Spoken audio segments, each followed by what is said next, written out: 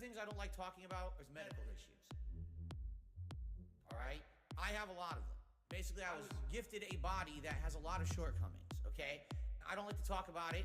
I don't want to tell you about all the doctor visits and all the money that I spend on medical shit. It's not worth it. It's a waste of everyone's time, and it's neither here nor there. It has nothing to do with what I do on my stream. But this is just one of the ongoing things that I've had my whole life that I've had to deal with, okay? Now, so here's what happened over the last year. And my back hurts. It creaks like a hinge. I calm my nerves with a drinking binge, dry skin, cracked, bleeding, and oozing. It's not my fault, lifestyle. I'm choosing greasy skin, smelly demeanor every day. I look more like the B-movie creature. I can't say I don't have 2020. Other kids at school said my head is shaved. Funny. I flare up with persistent gout. Never mind the food we ordered out. My ears throb. Constant infections. Acne doesn't help. My bluish complexion. Don't receive physical activity. No exercise. In a state of captivity. I can't sleep. It's a constant affliction. One more pull for my gambling addiction. My throat's sore from post-nasal drip. I get stressed out when I don't get the tip. Allergies. Slowly thinning hair. I sneeze and I snort. I sway in my chair. Carpal tunnel has my wrist been bind. Depression is still the back of my neck, the back of my head, the back of my mind. My input drop, reflexes, delayed, blame the lag, not the moves I made.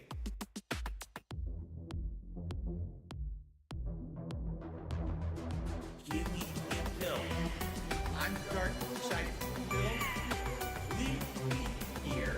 I just want to chill. My mom, my dad, my aunt should be apologetic for giving me effective techniques. Give me a pill. I'm dark inside a pill. Leave me here. I just want to chill. My mom, my dad, my aunt should be apologetic for giving me effective techniques. Give me a pill. I'm dark inside a pill. Leave me here. I just want to chill.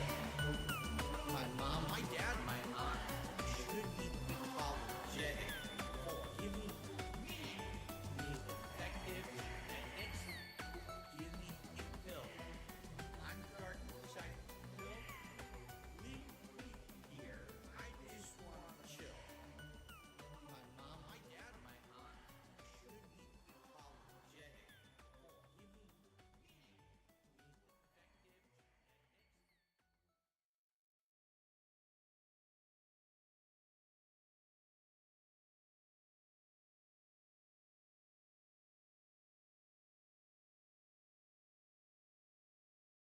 Life-wasting, loser, mouth-drooling, brainless, dickless, ballless, soulless, mindless idiots of trolls have decided to stalk me every time that I play Cheating by Day. I just want you to think about this. There's a detractor meme about steaks. They're using names like Porterhouse and T-Bone to jump on a steak meme. Yes, they actually think there is a steak meme worth repeating. These people actually made a running meme about steaks. There's no steaks.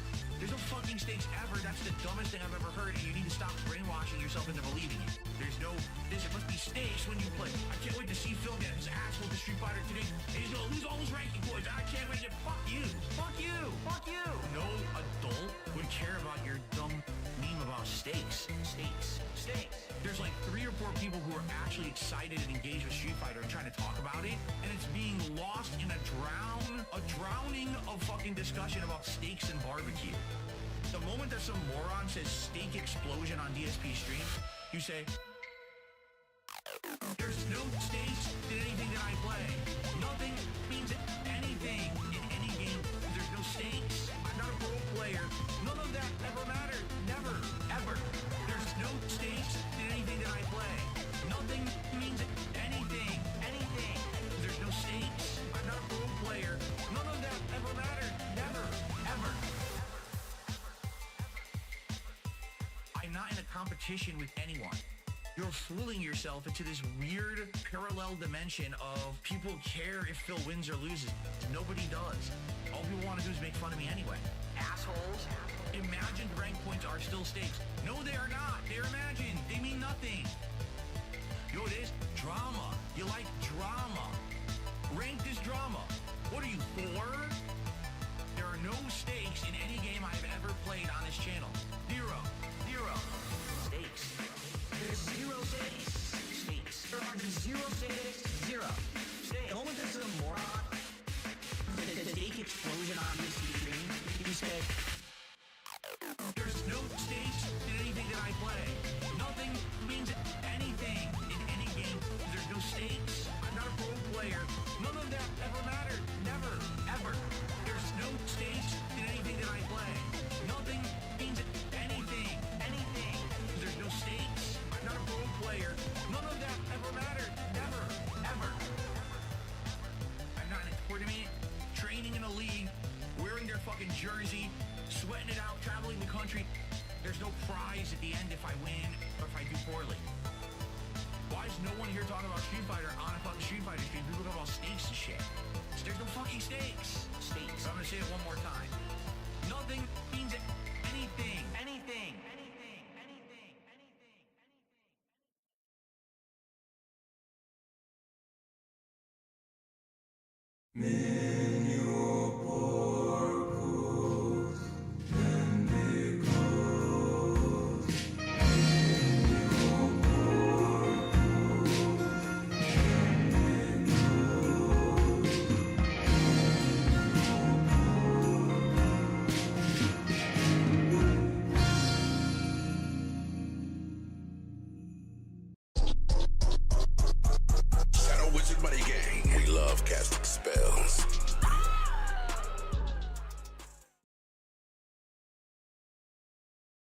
Hello, and thanks for stopping by the Atlas stream on this weird irregular style Friday. It is the Friday after that wild interview, which I just finished watching this morning while I was doing all that snow that's been ruining my schedule. It was something, or it is. Either way, I wanted to watch the entire thing tomorrow, but now that I don't even know if I'm going to have time, I did want to stream sometime this week. So this is it, the aftermath of that, the day after, if you will. If you haven't seen it, it definitely didn't go DSP's way. It was more confrontational than he thought it was going to be. Broside Phil was there, and we talked about bank leaks for a very long time. I don't think DSP had a good time, so I'm hoping that he loses his composure today and we actually get some sort of entertainment. And I know that the chat is not on screen. I will get that fixed, maybe.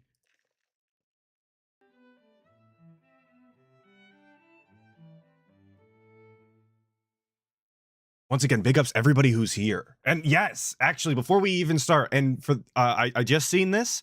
Rare Tricks was over in Raw Phil's chat, and he gave $5 big. So what does that mean for the DSP whale pond? How much bigger has the pond now become? Or is it the opposite? Ain't no way. Ain't no fucking way. Thank you, George, Hard R. Martin for the 10. I'm still waiting for you to watch him eat, but he keeps being a failure. Well, we watched him eat a little bit last week, not 3 in a row, but we definitely watched the Chick-fil-A thing. Those of you who were here, you definitely remember, and you're probably still holding it against me. Like I am my coworker who recommended the whole thing.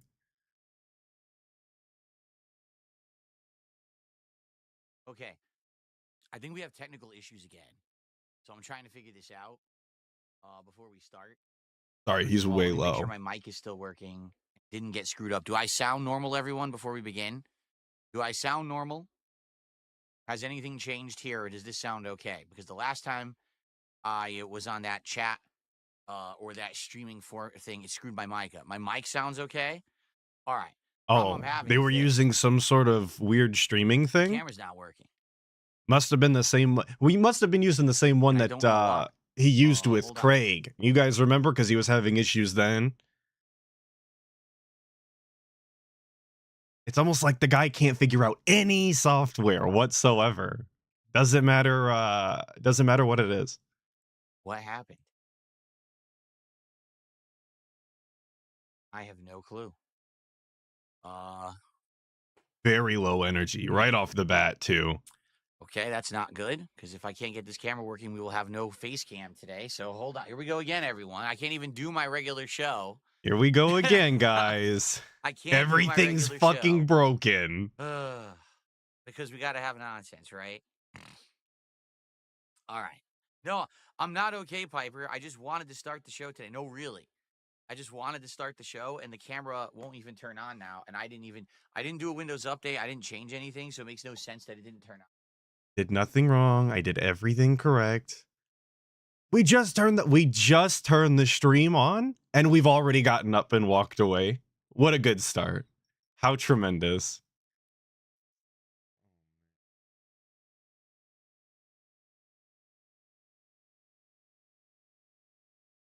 And I had something to say, and I totally fucking lost it.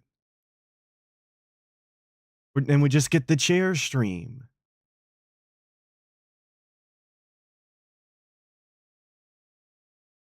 We didn't even no music, no nothing. We're pissed. Like we just, what's he doing?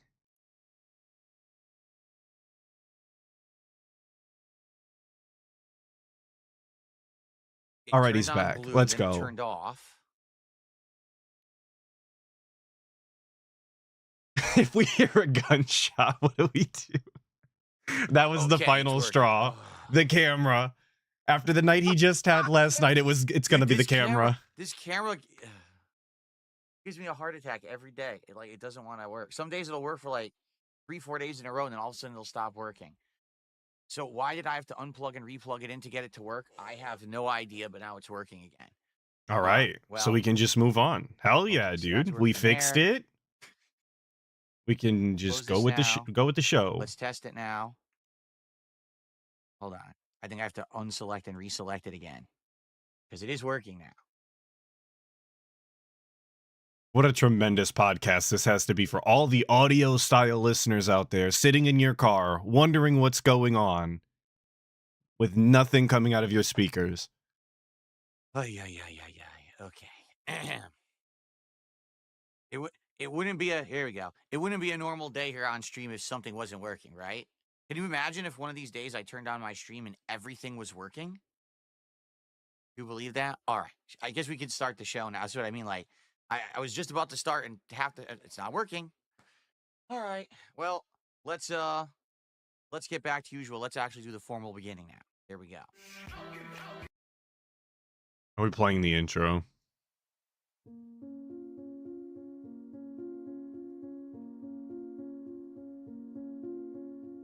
What is happening?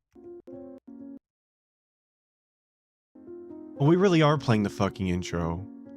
Why? We were already there. We already turned the camera on. What the fuck good does this do? This guy's a clown. That's him, dude. What's the point? Like, actually, what was the point of using his audience's time to play that bullshit? Are we for real? That's crazy. Okay. I guess there's always something to surprise me. On today's show, we got a big disaster to talk about. That's right. One of the biggest flops ever. One of the most unpredictable, unexpected things that was ever have gone down in history happened last night. That's right. The Elden Ring network test was a huge flop, and we're going to talk all about it on today's show, and maybe a few other things. So, sit back and relax. Ladies and gentlemen, it's time for my week-ending edition of the Level 1 podcast. I really enjoy the fake smile through the intro when you just saw how defeated and glum he looked beforehand. Very cool, DSP. Very cool. Ah, yes. Second intro time. We needed another one. Absolutely. And I remembered what I was going to say, though. As late as DSP was, he was Eastern time. He was in the chat at 2:07, says, I almost ready to start, just getting a few things together. He then said at 2:21, okay, guys, getting ready to start, just going to go to the bathroom, be right back. And then he did not start the stream until about 2:35. Who the fuck says they're going to start the stream about 25 minutes before they actually do in the chat? What was he doing for 25 fucking minutes?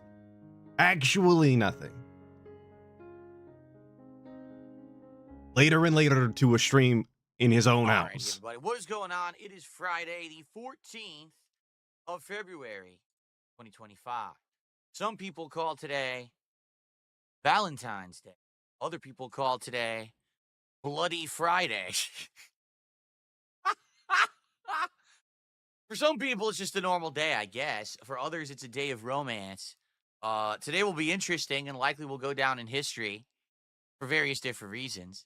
But I hope that you're all doing well. I hope you're ready for a good show. Today, we got a few things to talk about. I'm not sure if you're aware of what they are.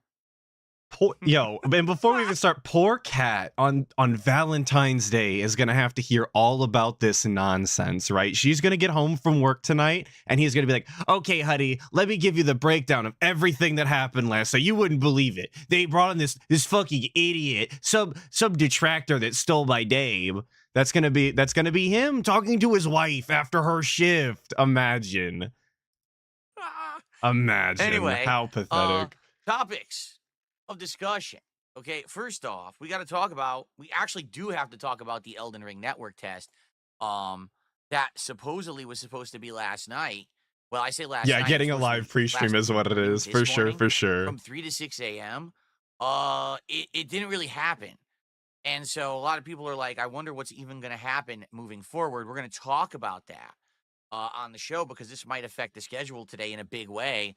If we can't play it, it really was like a train wreck failure.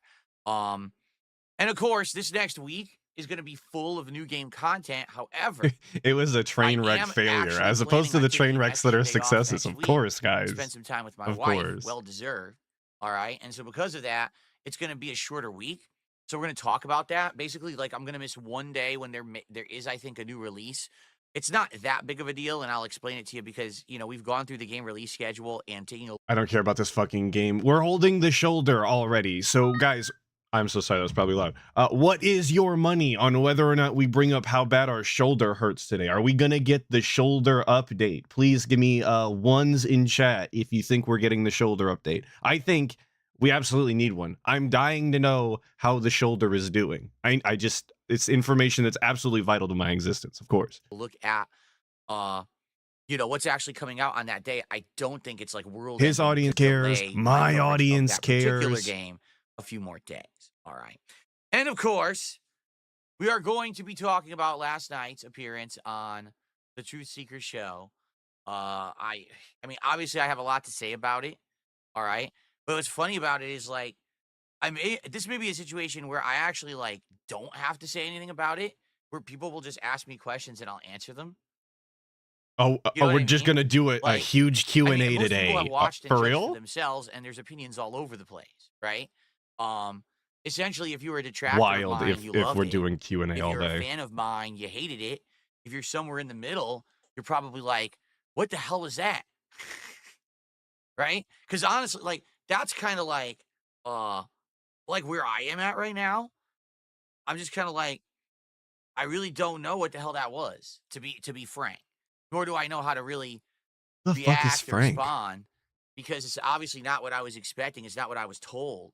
What does he mean he doesn't know how to react or respond? He was there for multiple hours last night. He knows exactly what happened. How does he not know his own feelings on it? He said what he had to say. He felt how he felt. He literally slept on it and then showed up today and still doesn't know what to say. He hasn't figured out anything. All that shit that he talks nonstop every single day without thinking about it. And we don't even know how to react to something we experienced live last night. All right. Now we're at a loss for words. And it just leaves me scratching my head like, I don't get it. You know what I mean? Like, I really don't. So we're going to talk about all of that. All right. Not too often DSP's at a loss.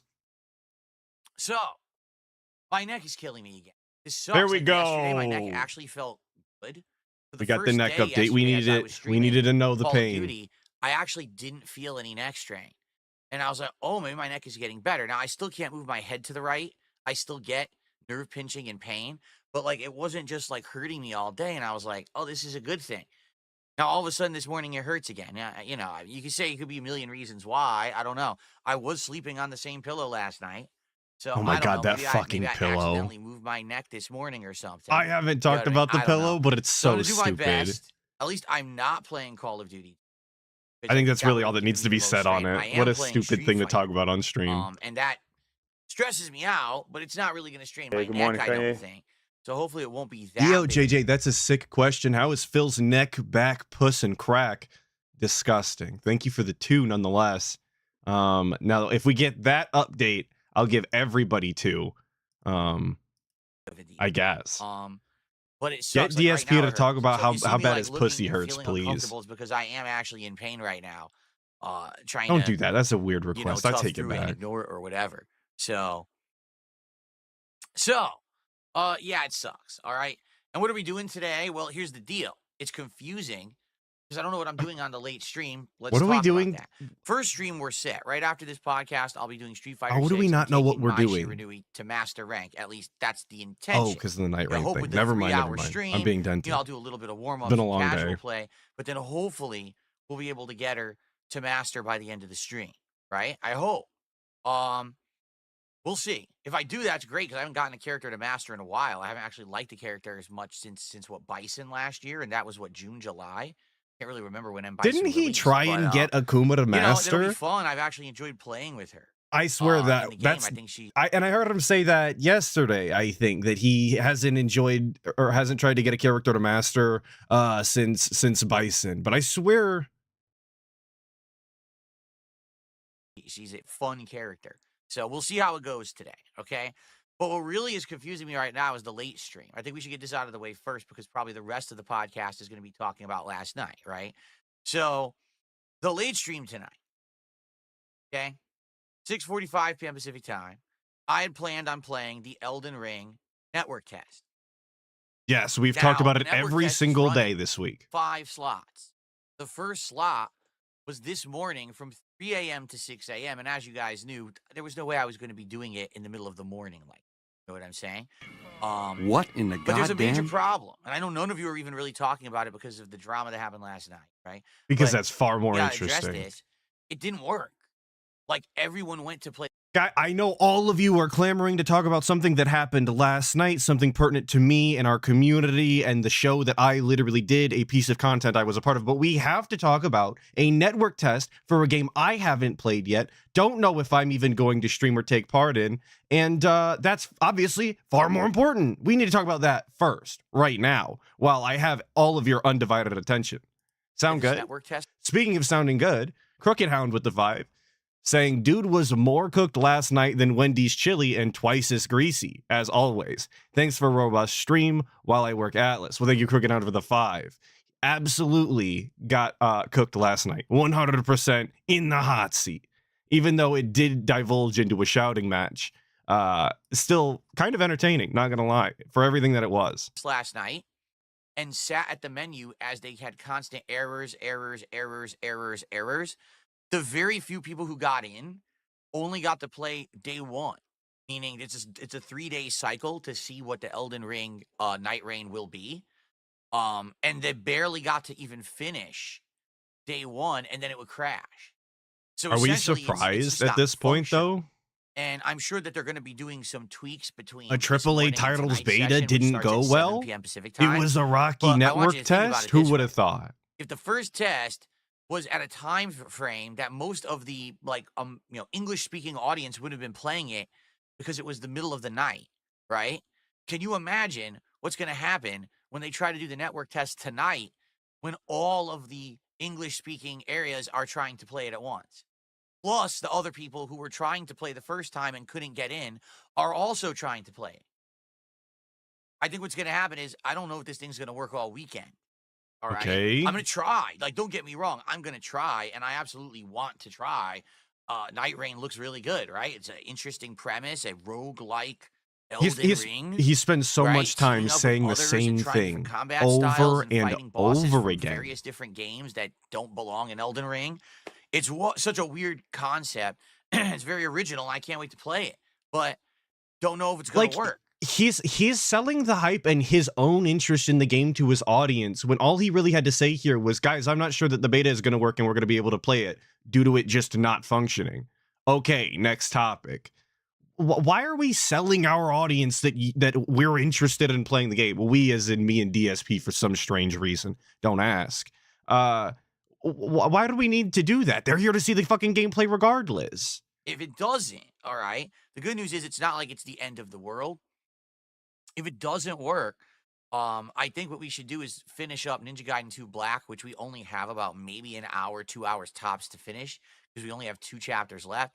That way, at least it's not a waste of a night stream, and we'll be able to finish up a game that's an ongoing playthrough and move on to other stuff. All right, so that'll be our backup plan. Is if Elden Ring doesn't work tonight, can't play it, then we're gonna do Ninja Gaiden 2 Black.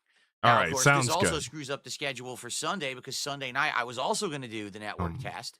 That was supposed to be its last session. And if this thing's just not working, it means we got to find something else to do. You know what I'm saying? Heaven forbid. All those games that DSP rage quit this year couldn't find one to play. I can't consistently promise you what we're going to do on a stream. I hate that. I really do. I hate that.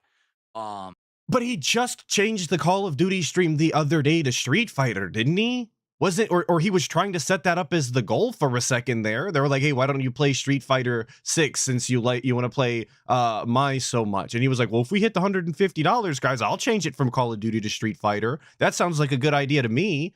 So do you want to promise people that it's going to be consistent and you're going to be able to tell them what they're going to see? Or do you want to change it on the fly because that's what you feel like? Which one is it, DSP? Don't say it's both. A little bit of consistency. It goes a long way. Likes to be consistent and tell you, have a set schedule. I like order, right? I like having like an outline.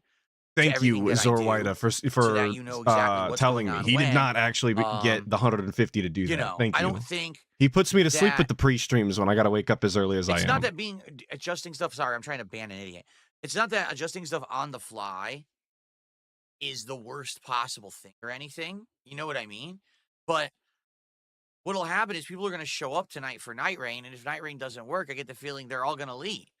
Okay. And here I am. I'm like, well, it's time to play Ninja Gaiden, and I don't know how many people are going to stick around, and that sucks. What I would say is if you're going to come on tonight to my late stream, please at least just hang out. You know what I'm saying? Like, just chill with me for a bit. You mean like every single day? If you play Night Rain, great, and if not, let's still just try to have a good time together. Okay?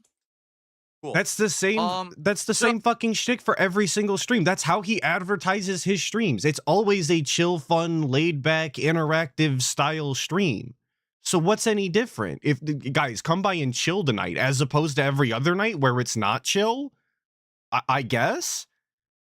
Oh, next week's schedule. Like I said, let's get everything else out of the way. Also, yeah, begging people to stay is incredibly pathetic. I mean, if he had just had a personality people like, kind of all over the place because there's new. He wouldn't have to do that all week long, and so we're going to be juggling many different things. So, for example, here, on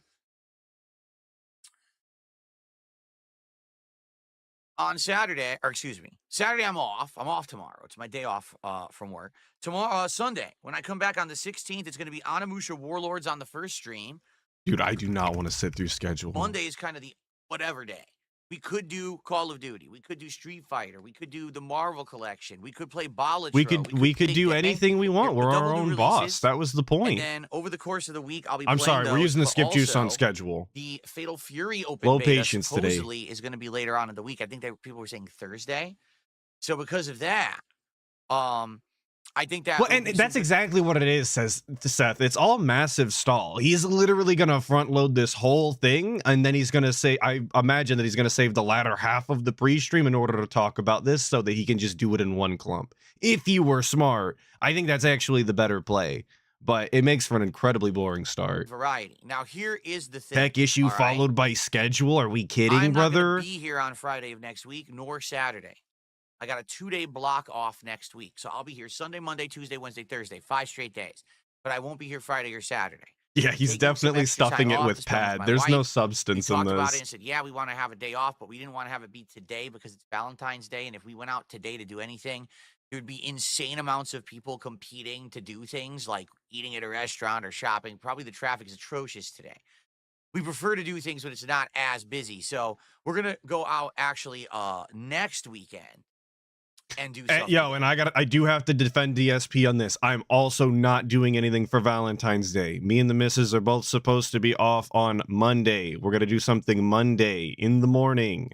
Okay, I don't want to hear none of this shit about you can't even do anything on Valentine's Day. You don't love your wife. That's not true. It's not true. Put that bullshit away. Okay. So with that being said, shout out, obviously. The one bummer about that is that Friday the 21st is a new release day. It is Like a Dragon Pirate. I think anybody worth their salt is waiting. I'm going to be honest with you. I'll just say it like it is. Anybody going out on Valentine's Day is lame as shit. My issue is, last year, okay, I played Like a Dragon Infinite Well. I played the entire game. It was incredibly lengthy, and I got nothing but shit from the audience. So many people were saying, "Oh, don't play this game. We don't like it. Why are you still playing this game? We wish you would drop this game." You know, attendance was always low. Support was slow whenever I played the game. I missed what game we were talking about. The game that was kind of like my game that I'm playing because I like it, but it was very hard to get an audience for it. All right. Will this pirate game be the same? Well, it is more action-based. It's not turn-based combat. But we all know that Yakuza games are very overblown. Oh, we're talking... Okay, never mind. It's Yakuza, sorry. Right? I get the feeling the game will be lengthy. Like a pirate, of course. I think it's going to end the up action version. Just as long as the recent Yakuza games. Or Like a Dragon games, I guess I should say. So, I don't know what's going to happen. Like, I want to play it, absolutely. Like, it's on my radar. It's in my schedule. I want to do it. But it's tough because, you know, these days, I'm trying to find things to do that people want to see. I'm not broadcasting for myself. God, I hope that Yakuza Like a Pirate in Hawaii or whatever, I hope that fails so bad on his stream so that we don't have to see him play Yakuza anymore. After Like a Guy, Gaiden 2 or whatever the fuck it was that me and ALT had to do overtime on, I don't ever want to see this guy play Yakuza again. I'm over it. I'm done. It was the worst. I'm broadcasting. And I hope he never gets to play them again out of spite. And engages and likes the content, and because of that, they support the content. So I don't know. Interested in Monster Hunter? Maybe one day. Want to. Probably not. Every single time that I play this game, I won't shell out the money. The slow stream where we don't hit a goal and everything's, you know, off. I don't know. I guess the question is, what do you guys think? Right? That's really the question I need to pose. I want to play it. It is something I want to do. I know I'm going to enjoy it. Okay? I know it'll be chill fun. I know for those that like these games, you're going to have a great time with me. Okay? But does it make sense to play a game that you know is going to be long, that you know is going to be taking up a lot of stream time, when it doesn't seem like my audience really likes it? It's going to be long. It's going to be taking up a lot of time. You're all going to hate it. It's a question, right? I think it is. These days, things are becoming increasingly more complicated when I'm getting pulled in a million directions, right? So many directions. My time is so valuable. Right now, so valuable. I'm not even kidding you. Right now, I got people saying, you should be playing more retro games. Why don't you play retro games? They're really good. Why don't you play more indie games? You've been playing indie games in the last few months. It's been great. Why don't you do more of that? Why aren't you playing every hot new release, right? Are you seriously going to skip all RPGs moving forward? Uh-huh. And the answer to all of those is the answer to all of those, why he doesn't play all of these games, is because he's too fucking slow. He actually cannot beat a game in a reasonable amount of time. He spends too much time dicking around in his chat, leaning, manual banning, squinting halfway across the room, playing around with his fucking cameras to actually play games and get them done at a reasonable rate to keep up with the way that the industry moves. He's just too slow. The day he realizes that and accepts that and changes his schedules to accommodate that is the day his content might actually get a little bit better. Not gonna say it's good, but it might get actually a little bit better if he quit trying to do all of the things and pissing everybody off all of the time. And Redbird, thank you so much for the 2. Has Snow been a detractor, or is he just too boring? It's Snow. It's nonstop Snow. I worked 6 days last week. I'm working all 7 this week. Every minute that I'm not doing Snow, I'm either grinding in Path of Exile 2 to relax, or I'm sleeping, which is very robust and meaningful to me. Sleeping, my favorite hobby, of course. So many questions. If I could sleep my life the way I would. Around 15 hours long, maybe 25 if you do side stuff. If that is the case, and it's not as long of a game, maybe that will help me, right, to figure it out. See, and everyone has different opinions. Like, for example, here you go. Here we go. Okami Matchup says you'll still have audience members who enjoy whatever you do. Don't stress so much about this. All 25 of them. It's not going to be as long, but probably if it's not a fit for your audience, skip it. Do you see what I mean? Like, I don't know. I don't know what to do. It's very hard to tell these days what people will show up for and what people will actually watch and support. It's a tough question, right? So, I don't know. Well, we got to try to figure this out, right? Why is that a tough question for him? Let's talk about it. 16 years doing this, and he doesn't know what his audience wants to see? I'm not going to be here. All right, How? The earliest I could play it would be Sunday the 23rd. What's up, Len? You missed the schedule so far. So let's talk about it over the weekend, maybe try to figure this out, okay?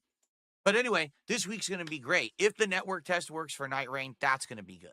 If Avowed and Lost Paws are good, 2 new games for the rotation. I'm still going to continue on with the Onimusha playthrough. We're going to wrap up the playthrough of Ninja Gaiden 2 Black, which should be fun. So it's Please keep in mind we just went over all of this. Should be a good one. All right. All of this was just said. We need the recap to the schedule segment you just listened to. What's up? Wait, there was one more thing I wanted to talk about before we got to the discussion about last night. What the hell was it? Oh, I just want to do some housekeeping stuff. As you guys know, we have some new goals and stuff. Yeah, see, Len said I missed the schedule. Calamity. Now I have to wait 10 minutes to hear it again. You didn't even have to wait 10 minutes. I'm sure as you were typing that, he was fucking recapping. On yesterday's podcast, it's crazy how that works with him. Here's what we're working towards, okay? Every single time that we hit a goal, which is right there, that's the goal for the stream. All right? I couldn't owe you tell. guys a new taste test out of the Turkish Treats box. Okay, so that's kind of cool.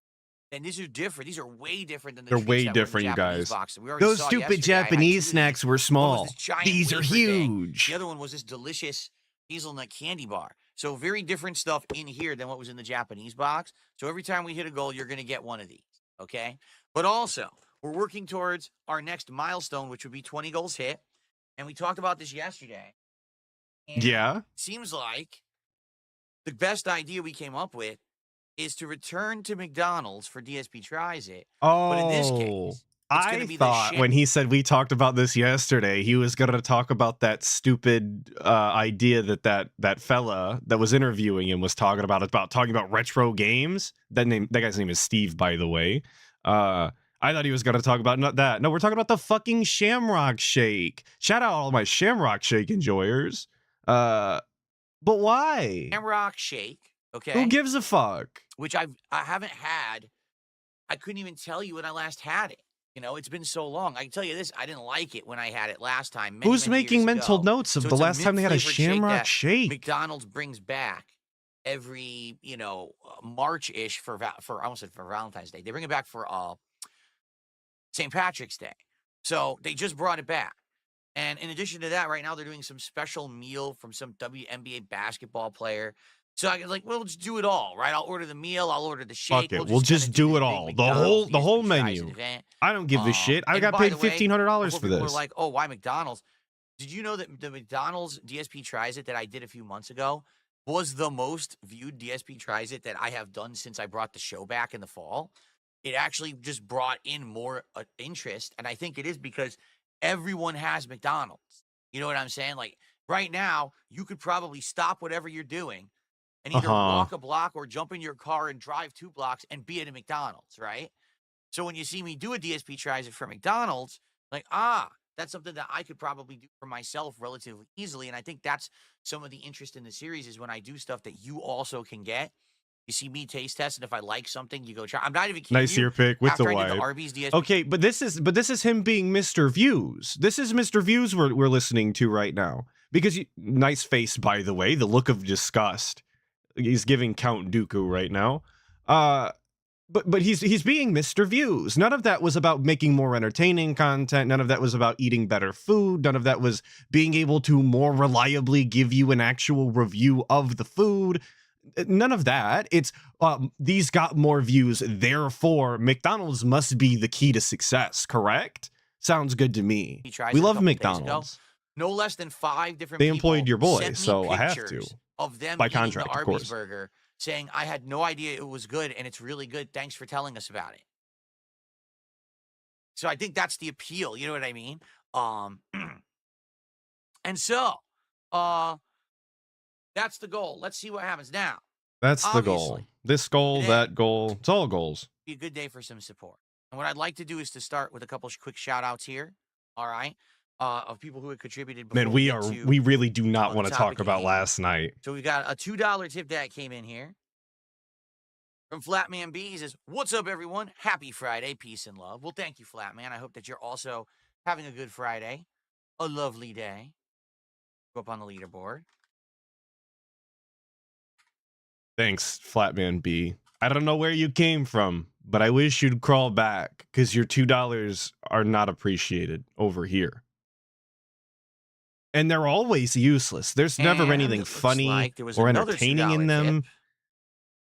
It's always just, hi, Don't Phil, play the I Yakuza love game. It's you. going to be boring for us to watch. Don't clip that. So you see what I mean? Like, we're already immediately getting conflicting opinions. Some people are like, well, if you want to play it, you really should play it. You should play games that you really want to play and enjoy. You should just have that freedom. Like, I'm going to give you some honest feedback that I've received from several different people, okay? Some people are under the impression that it really doesn't matter what I'm doing. It doesn't matter what I'm playing. It doesn't matter what day of the week it is. It doesn't matter what time it is. I have people who will come by and support when they can, okay? And therefore, I'm going to have slow streams, no matter what. It's going to happen. And I should just say, I'll play what I want, and eventually the contributions will just come. And as much as I do believe that is true for some people, like, for example, those people exist, but I'm going to tell you the exact opposite people exist too. And I hope that's where he takes this, but it'll be a real fence-sitting position and no point in talking about. So, example, I would say there actually are people who will just come by when they actually can. They will contribute when they can. They don't really care what I'm doing on his light show's extra violent today. I didn't even notice. I just tuned it out. People that will come by and support when I'm doing something that particularly they're enjoying. And I'll give you an example. And now I can't day, stop noticing I was playing some indie games, and someone particularly came by and dropped a bunch of contributions and says, hey, I'm doing this particularly because you're playing these indie games, and I like this. This is something, that you don't often do. It's fun. It's different. It's what I want to see. So here you go. So if I can figure out what it is that people want to see more, then I'll please more people, and it will bring support. Do you understand? So that's what I mean. Like, I do feel like, yes, that is a true statement. That there are people who will come by whenever, and they're going to support me whenever, and that's my established support base. But why do we give a fuck? Come by,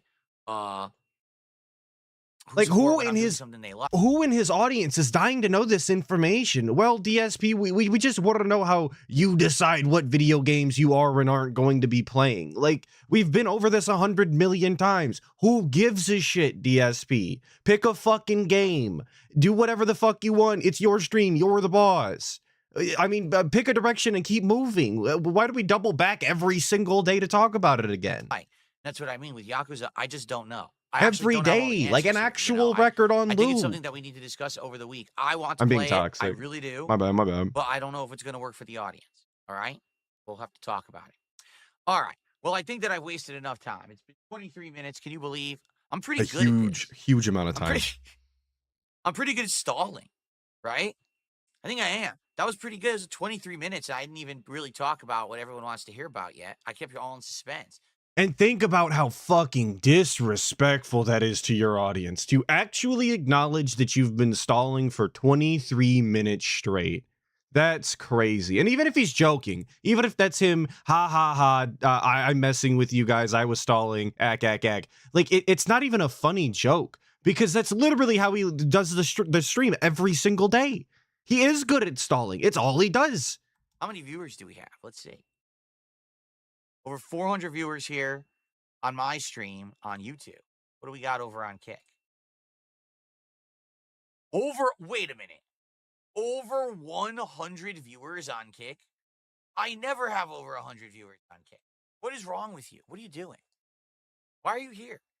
Really? I never have over 100 viewers on Kick. Well, it's just such a dislikable attitude. About last night, we're going to have to get some support. Just going to have to get some support going, right? You understand? So here's the thing. Here's the thing, you guys. There's a lot of criticism being thrown around about me asking for support. So if you want me to start talking about that criticism, you're just going to have to support the stream. We're going to have to get some super chats. We're going to have to get some memberships. We're going to have to get some subs right now. In fact, why doesn't someone drop a 50 tip right now? I mean, let's do it. I mean, what's going on? And this just is, it's just not charming. 2 tips? That's all I got so far today? 2 tips? $4? It's not funny. It's not charming. He's not likable. He's got a very punchable face. He's got the kind of smug face that nobody appreciates. And we're just around here wasting everybody's time while he's losing more and more whales. His numbers are lower and lower, and the only thing that's keeping him relevant is the Kino Casino, and he made an absolute ass of himself last night in one of their contacts, right? So what are we doing, Bappa? Is this the best idea for today? You're all here for the show. Why aren't you supporting the show? I guess if we beg and it works out, I guess it was all worth it, huh? Oh my God. Who's got egg on their face now, Atlas? I'm thirsty. Hold on.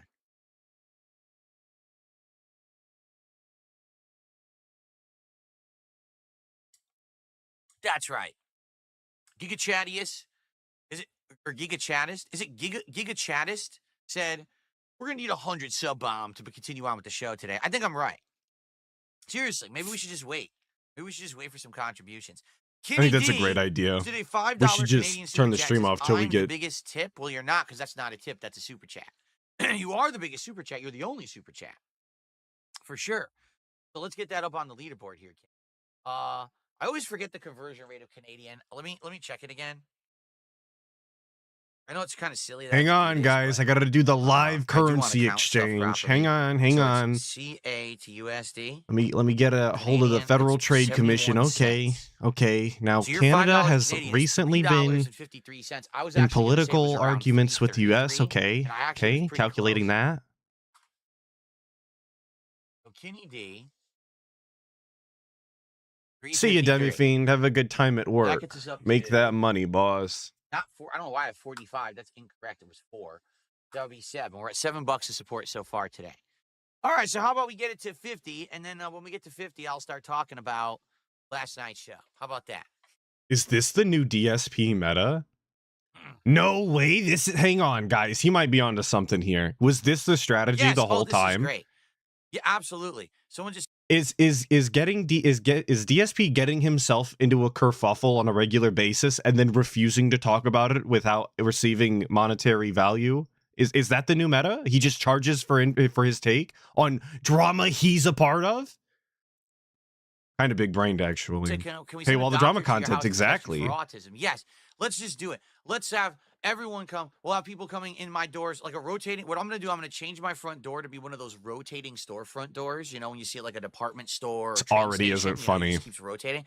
We're going to have doctors coming in. We're going to have lie detector test people coming in. We're going to have everyone's going to be coming in doing tests and things. It's going to be great. We're going to have cameras going constantly. We're going to have teams of people here filming and streaming. It's going to be absolutely amazing. This is filming and streaming. Wants, Jesus, right? this is a production. Idea. Let's just get it going right now. Let's.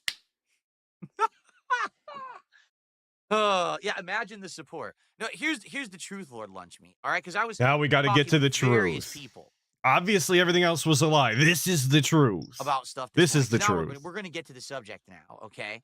Oh, thank God. Here's the deal. Here's the deal. With me, Mm-hmm. Drama doesn't sell. You understand? Like, when drama happens regarding me, okay, there's a whole bunch of people who benefit, okay? Here's who benefits with drama, all right? My detractors, who all get to make content, who all get to stream, who all get to make a zillion videos off of everything, hyper-focusing on A every little zillion piece, videos. and it blows up. You know what I'm saying? Is there a zillion, So they Darkside? always make out. How many zeros right? is a zillion? The React communities, not my detractors, but the actual React communities, they make out because they get to analyze the drama I'm involved in, but then they get to analyze my detractors and how they get involved in it. Like the React communities eat well when I get involved in drama, right? Do they? But the one person that doesn't benefit out of any of What it, what actual React content creators are eating well off of DSP? That one time that Moist Critical made a video, is that who we're talking about? The time that Turkey Tom talked about you? You think one video is eating well off of you? Okay, sure. I guess Turkey Tom did is make me multiple. and my community. It's not really one Proven person. wrong it's just a again, group of idiot. People that don't benefit from it. Is me and my community because we don't care, right? Like every single day, we come in here into DSP Gaming or onto the Kick channel, right? And we sit down and we relax and we have fun conversations about games, about life, about all kinds of stuff, correct? And we play games together and I give you my reactions to games. You guys, tremendous amount of interaction and help when I play games these days. And I love that. I love that community. More that we help have than built around interaction, gaming. but It's a really okay. nice thing, right? And we just have a Also, great time. the gaming stream's deader than fucking ever. For anybody that doesn't actually watch the gameplay, it's 50% silence, 50% hand holding confirmation. Like that's I don't know. That chat does not move very often. I'll just be honest with you. I don't watch the gameplay too often, but sometimes I leave it up in the background, dead as shit. Time together. No one cares right? about that. But then whenever drama tries to rear its ugly head, and whenever drama tries to interject itself, it's like a guy runs in with a crowbar, you should wedge it in there, right? And like, well, it doesn't really fit into the formula. And this is the thing, like, if I 1,000,000% changed who I was on the internet. What in and the I goddamn? said, I'm going to be a drama guy now. All I'm going to do is react and do drama content constantly, right? Like many people do and find tons of success on. Then this kind of stuff would benefit me. Because today, I'd be like, I don't know that's that it would though. Today, all we're going to do is we're going to talk about last night. And all we're going to do is we're going to spend an entire day milking this and doing content on it and yelling and screaming and hollering and being upset. Mm-hmm.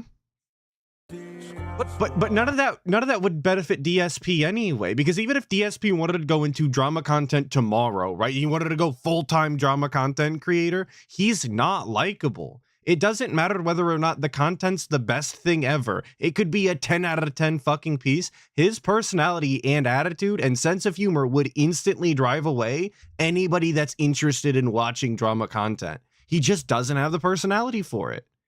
It doesn't matter what fucking genre he goes into. He could try and do documentaries. He could try and do a fucking prank channel. It does not matter. He's not likable. Thank you, Telltale Fan, for the 5, of course. Phil, if you didn't care, you wouldn't keep addressing it. And that's the way it's always been. You know it bothers him because he keeps talking about it. 100%. Thank you, Telltale Fan, for the 5. And Vaporware, 336 for the 13 months. Phil is the alcoholic male version of a woman who insists she hates drama while simultaneously talking about it 24/7. This woman sounds like me. I also hate drama and talk about it 24/7. Major Dork Energy, also fat wife. Big ups, the fat wife. We love Cat. Come on now.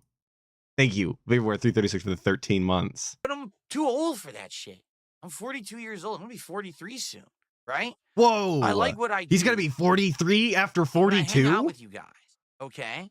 And learn something new every day. I don't like having constant being at each other's throats and shit. If anything, what has been the most successful content in the last 6 to 8 months that I've made? Think about it. It's been me having positive interactions with guys like Kino Casino, being on their show and having a great talk, a great interview, right? Sure. Shooting the shit, talking about other people drama, right? But not me. Us doing the co-op react on Rich, that was great. Yeah. So one of the most profitable things that DSP's been a part of recently is writing everybody else's coattails and all of their jokes. Sounds good. Sounds like DSP's really put in the work Right? there. Or what about the Keemstar interview, where everyone thought it was going to be drama, and it ended up being one of the best dullest conversations interview I've probably ever had Oh, okay. My bad. on the internet, right?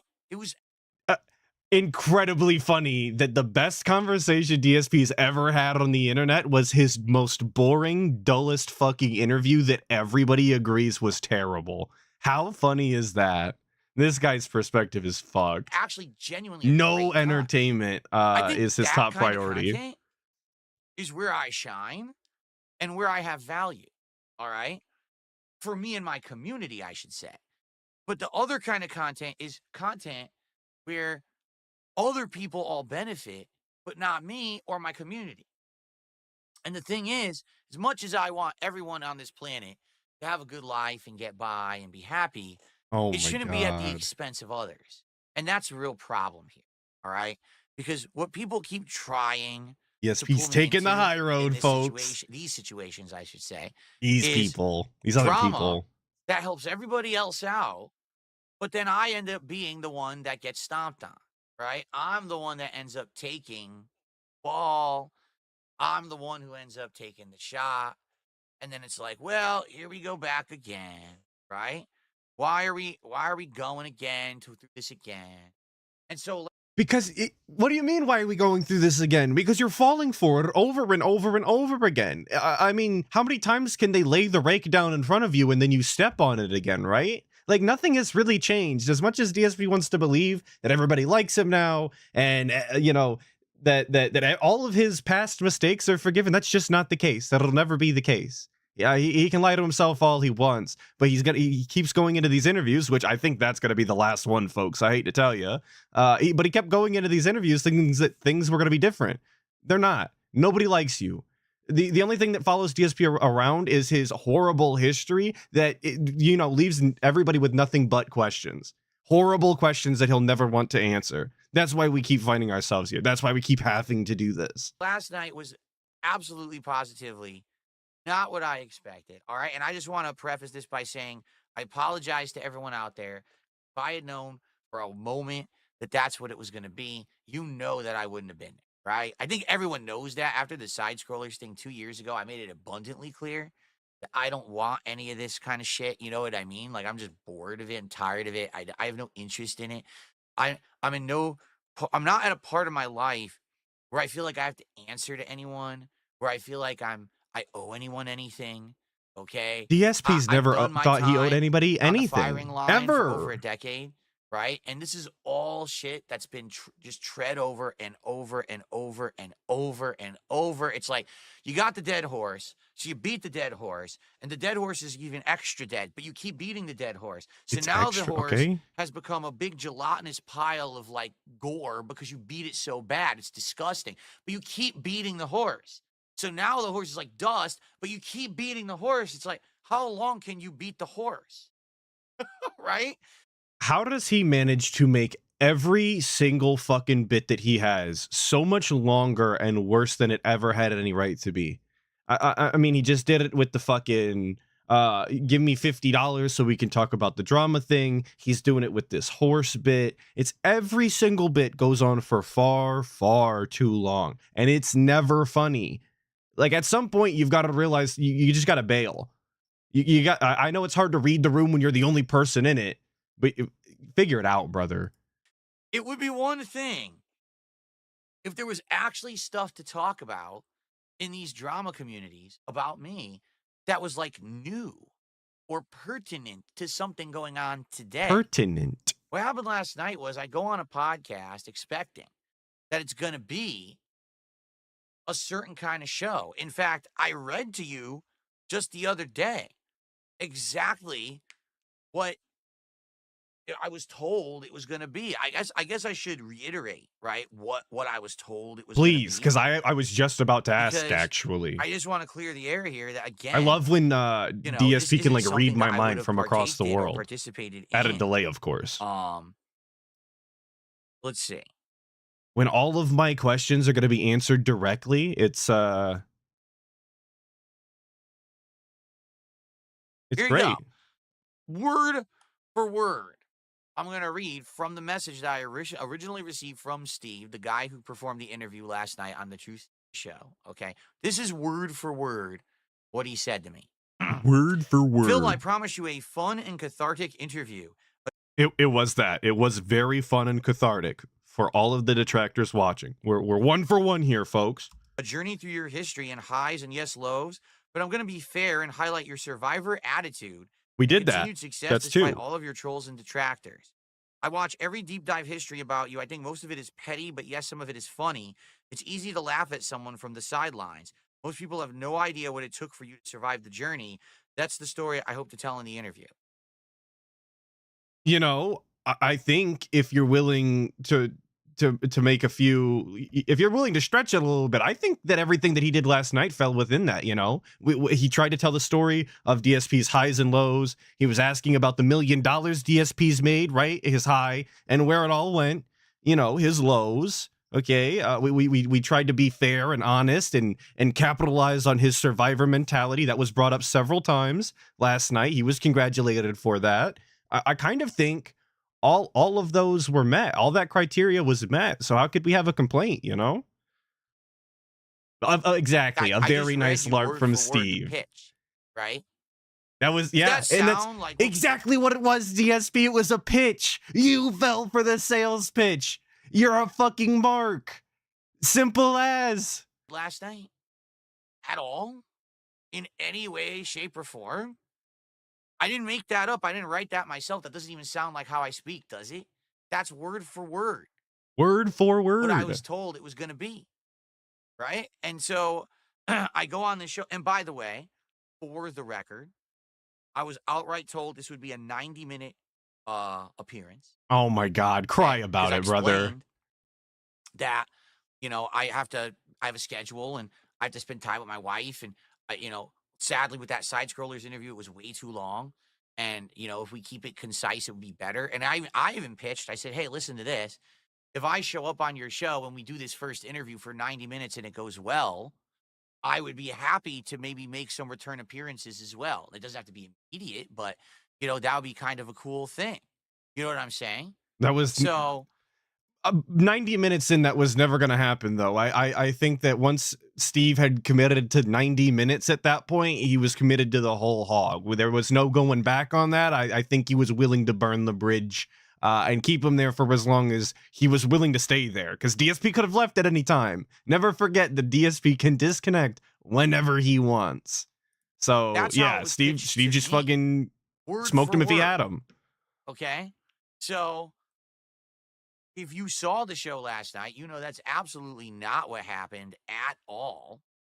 Okay, here's what happened. Okay, I showed up and essentially we talked casually for like maybe 15 minutes about my history and my past. They talked and then talked casually as opposed to competitively, of course. I just want to make sure everyone's you know, familiar with the rules we're playing by. Casual conversation. Immediately, no tryhards out here, please. Put your sweat away. The same drama shit that Kiwi Farms and my detractors have focused on, hyper focused on, hint, hint, for the last 5 years. It's the stuff that they never move past. It's the stuff that no one cares about in my community. No one cares about it who watches me and likes me. The only people who care about it are people who want to make drama content and make money on it. That's it. Because it doesn't affect me today. It has nothing to do with me today at all. I've moved past this stuff years ago. Okay? I did a 12-hour react. Okay. King documentary back in August. So then it does still affect him on a daily basis, right? If he's doing regular content revolving around the subject matter and explaining himself regularly, then it does still affect him 100%. If there are people out there that are harping on him every single day and tarnishing his good name, quote unquote, on the internet and ruining his business and taking money from him, it is still affecting him every single day. Don't get it twisted, not for 1 second. Don't believe that nonsense. I literally addressed all of this drama, all of it, okay? And it's done. It's in the past. Today, who I am as a person and a creator is not representative, okay, of who I was back then, when I was financially distraught, when I was irresponsible, when I was stupid. You know, I look back now at stuff that I said and did on a stream and my behavior with the way that I spent money, and I'm embarrassed You because should I was a be. dunce. Because I Yes. was basically out of control in many 100%. different ways. Hell Okay. yeah. But now things are different, right? If No. anything, if you haven't No, noticed, the see, and that's where he loses everybody because he's still all of those things. The sad part about DSP was he was actually far more entertaining when he was I'm gonna say more unhinged, but I guess that's up to you on whether he is that now or then, right? But when he was more uncontrolled, when he was going into crazy debt and just being himself, actually more entertaining somehow. Still unlikable, still a piece of shit, still detestable, but more entertaining for sure. The tech streams ain't doing it for me. The eating streams ain't doing it for me, Chief. The constant begging, nah, I'm good. It's just not entertaining content. last couple of years have been a wake-up call. It's been a situation now where But he's still a I've been piece of able shit to then and now. change for the So better. I feel like I'm making better content. I think more people like me now than previously did, because I used to actually just be 100% hated.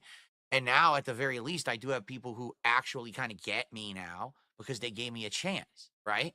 they It's get certainly me. not the biggest audience. That's real fucking pick me but it's energy still from an a audience. 42-year-old man. Okay, and I'm happy with that, and I Just a misunderstood snowflake DSP is over there. He's not like the other streamers. right. You guys don't get Listen, him. I'm never going to be able to make up for the things that I did in the past. All I can do is be a better person moving forward in the future, right? You can't change what's happened in the past. All you can say is, hey, sorry, let's move on, okay?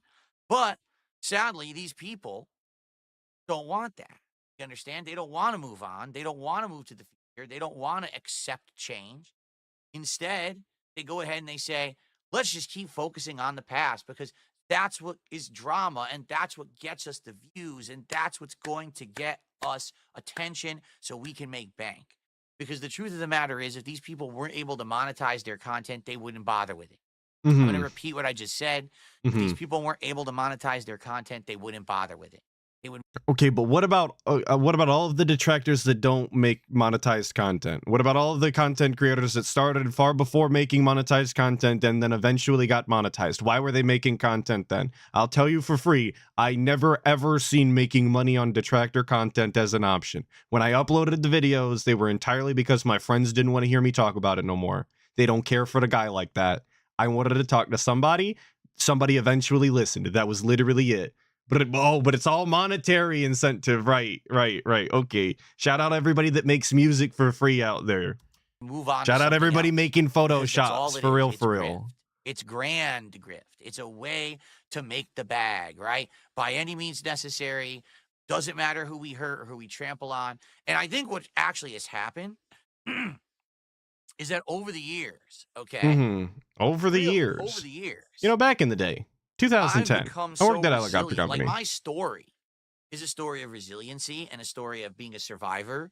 This is so fucking cringe. So many have taken the shot at me that I'm still here standing. Take the shot. I'm still making content and I'm still successful. That I think people think, you know what? Well, I can take my shot at Phil now. I'll make my bank and Phil still be here tomorrow, so it's all good. But it gets to the point where it feels like it's gone too far. And I think that last night was definitely that. Like, seriously. The entirely consensual conversation between two grown men over the internet where he asked you questions was where it went too far. All of the actual things DSP's happened to him in real life and the information that's been leaked out about him on the internet and the conversation he had on the internet with another consenting adult, that was the problem. That's where we're drawing the line now. That's fucking crazy. That's weird. That's a weird place to draw. It just is. To give some perspective here. Oh, but I did want to say, every time DSP talks about his backstory as resilient and you know, he makes himself out to be this hero, this mythical figure that triumphs over all evil, it's incredibly cringe. Nobody likes to hear you talk like that.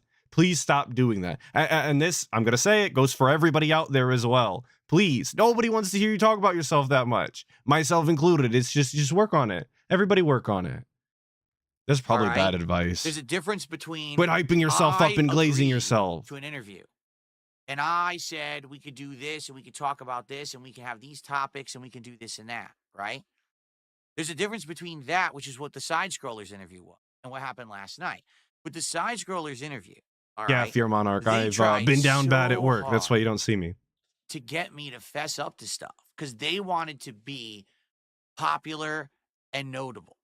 At that point, they were not. There was nothing about that show that was getting any views. They were desperate. They were actually trying to get guests from all over the internet. They were getting YouTubers and stuff on the show, and no one cared. They weren't getting views. It wasn't working. So for me, they saw me as their big break, and their idea was to try to get me to essentially fess up to things like playing WWE Champion, okay? And if they got...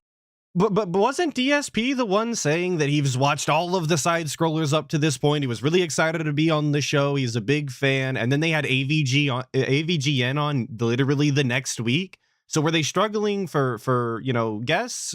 Was the show bad then? Like, what's the actual story? Because from everything that I saw and heard at the time of the recording, everything sounded like it was coming up Millhouse for them. But according to DSP, they were on their last leg. They were on their way out. They're a dying brand, you guys. He's saving the company. On their podcast, then everyone was going to be talking about them, and they were going to use that to propel themselves to popularity and success on the internet. It didn't happen. So what ended up happening was they turned that into a way to milk my detractors for weeks to months on end. Right? They had a series of shows all about me or spin-off shows. Like, I'm totally sure they would have had an entire show about mobile gaming and addiction if I hadn't been on the show, right? It's obvious that's where all that came from. And so... Okay. It was pretty bad. DSP, the only motherfucker in existence to suffer from a mobile game addiction? Anybody making mobile game content from here on out is copying DSP. Just another thing that you can attribute to the guy as the forefather of. Sorry. He claims yet another genre. You're all felt it. Initially, I had no problem at all with the interview. It was everything that came after that I had problem with. All right. But that's on me. I accepted it, right? That was my fault. In this case, what happened last night was not my fault. You heard, I read word for word what I was told that was going to be. Okay. And that is absolutely positively not what that show was. That is what it was, though. Was about 3 hours of regurgitating crap that was copy pasted off of Kiwi. You know? Because I love that his microphone keeps cutting out, because he did just try and say Kiwi Farms and all that came out was Kiwi. Very cool, DSP. Copy pasted off of Kiwi. You know? Because here's the thing. Steve, the guy from Truth Seeker Show, set it up. Oh, I did all this research and I did all this and here's what I discovered. Steve did not discover anything. Literally every single thing that he brought up was actually copy-pasted from Kiwi Farms. If anything, if you're someone who's on Kiwi Farms and you were involved with all of that stuff like 4 or 5 years ago, I'd be pretty pissed. Because he took credit for all of your shit. Like, he literally... No, he didn't. No, he didn't. See, I did this, I did this, I did this. No, he didn't. No, you didn't. Okay, but he did, though. He took all of the things that all of the documentation, all of the evidence that people have found, he put it all together, and then I don't know that he did this 100%, obviously. This is what he claims. He claims that he went through it and corroborated that all of it lined up. He took all of the evidence that was there, made sure it matched up with what everything, everybody was saying, all of the documentation lined up together, and that's what he did. He didn't say that he found out all of that. He didn't say that he's the one that originally linked his fucking bank account or anything. He said that he listened to the 5-hour phone call, right? He said that they matched up from what he heard of the 5-hour phone call. That was it. Also, to be angry that someone is potentially out there using the information you put out on the internet in content seems like a very strange thing to be, or a strange way to be, especially if you're a Kiwi user. I don't know that you expect to own domain over information you put up on there. I don't know that that's the mindset. That's other people's work that you stole, and you passed it off as your own. There was no originality there. He didn't do anything original in anything that he said. These are all accusations that have already been talked about. Okay? It's ridiculously stupid. All right? That he would even act like any of that was work. There was no work to be had. It was him reading Kiwi Farms and watching videos and then copy pasting stuff. Okay? Okay. You still couldn't answer the question, so what difference does it make?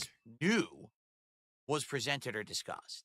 This is all stuff that's been out there for years and years and years. It's like, oh, I got you with this one. I got you with this. It's like, yeah, this has already been out there. I already even talked about this during the June the King documentary. Like, what are you talking about? No, I don't think you've ever talked about. Yeah, I did. But what's the specific example, DSP? What specifically are you talking about here? Can we debunk that live? Can you give us a live example, please? Specifically the one? Can you shit on the guy accurately? Because the providing a vague example like this does nothing. It proves no point. You're just saying, I was right and he didn't know what he was talking about, you guys. A lot of fucking good that does anybody. The stuff that's on Kiwi Farms, all right, gets put into my chat like hours after. Like, no lies. Like, what about when you got a haircut? Yeah, they were posting that in my chat. They were super chatting it like 5 years ago. So this is all old shit. It's so boring. See, that's ultimately the problem, is that it's just so boring. But he still doesn't have an answer for it. He's bored of a question that he never answered. I just couldn't imagine that. You get asked this question all of the time and have never actually made an acceptable answer public, and he's bored with the question. How? The entire world, not the entire world, okay, let's not exaggerate. A lot of people are very interested in the subject matter, and DSP's bored with the topic simply because he doesn't want to look like a fucking idiot. Because it's nothing interesting. If it were interesting, then people would care. But my viewers don't care. They don't. No one wants to hear about this dumb shit. People What's up, Pope Super Kame Jizzler? How you doing, brother? No one's interested in this. At least in my community, again, right? My community doesn't care about this stuff at all. All we want to do is hang out and have a good time playing games, and all that stuff that he really was trying to take me to task for. Like, for example, oh, well, you... But that's such a weird attitude to have as well. I'm sure that if you ask the Manson family what they were doing, they're going to tell you that they just want to be a chill and fun-loving group and do drugs and make money. I'm sure that they wouldn't, tell you that they wanted to murder famous people. That's probably not what they're going to do, I don't know. Beg your viewers. Of course, they don't want to hear that bullshit about all the crimes they committed, dude. They're just chill guys having fun. That's DSP's fucking cult. Just chill guys having fun. So literally every content creator who asks for contributions is a beggar. Fine, I guess you could spin it like that if you really want to, all right? But the difference between me today and me 5 years ago is that 5 years ago, I was in a really bad way. I was literally living stream to stream in some cases. That if I didn't have a good stream, I wasn't. Stream to stream is crazy. To pay bills. That's so sad. Okay? So I would say that on stream. Now, that's pretty bad. I look back now and I say, yeah, that's embarrassing. That's stupid. But that was the situation I was in, and I needed to do that to get by. Today, can I ask an honest question? All right? Please. Anyone who's watching me right now, at all, on my stream, on a restream, that's you guys on the internet, watching this on demand, do you think I'm destitute? Yes. I'm sitting here in a room surrounded by expensive technology. I have a ridiculously expensive RGB display going off behind me on a wall covered in the most expensive soundproofing foam that you can probably buy because it's over the top Elgato brand. Because it's overpriced and trash. Go ahead. I've got a freaking frame behind me that's playing animations. Yeah. You know just what keep I'm going. And does a single one of you think that I'm destitute and that I desperately, desperately need you to contribute to me today or else I can't eat? Like, All of that shit that he pointed to is inside of a house that he owns pretty much nothing on, right? The guy has paid off almost none of his fucking mortgage. There's multiple appliances in his fucking house that are or were broken. He's got an entire bathrooms that are not usable, and he constantly has fucking trash just filling up half of his 2-car garage. So yes, DSP, I do think you're desperate and destitute and fucking disgusting, because your priorities are on overpriced foam, which even you say is fucking the most expensive foam possible, and stupid pictures in the fucking background instead of taking care of your actual adult responsibilities. Absolutely 100% destitute, because your priorities are fucked, boss. And that's actually what Steve was saying on the show. And I'm like, what are you talking about? This doesn't happen. And absolutely, Georgie York Morgan is right. He does beg for food money all the fucking time. What do you think is on the screen right now? This King's Tax, this fucking $150 is literally him begging for food in the most indirect way possible. The goals hit 20. Guess what, motherfucker? That is also this dude just asking for you to pay for his food again. Congratulations. Like, yes, an actual bum. No, you know, oh, we have evidence. Okay, present your evidence. You don't have any evidence. You have copy-paste Kiwi Farm stuff. It's all you had. The same shit everyone already knows and doesn't care about. And whenever you would bring something up, I was like, do you have anything from today? Do you have anything to talk about today? Oh, what about the Arby's? What about it? We were joking that we should do Arby's. I want to do it right away. Let's do it on a day when my wife doesn't have to cook, right? But I'm not going to starve if I don't eat Arby's. But he was fucking begging, and he was stalling for the Arby's, though. That's why everybody was fucking up in arms about the goddamn thing. That's the only reason anybody was bringing it to his attention and how pathetic it was, because he was sitting there fucking bitching, moaning, and complaining on the stream. Guys, I really want to hit the goal. I really want to feed my fat wife as much roast beef as possible. That's the only roast beef I'm gonna see. But that was him on the fucking stream for like 20 goddamn minutes in a row. Every other segment was a beg. But guys, I'm not gonna be upset. I'm not gonna starve. I was gonna starve if I don't eat Arby's, or if I did, it was a joke. No one's like, what are you talking about? You would actually have to be a moron to think that.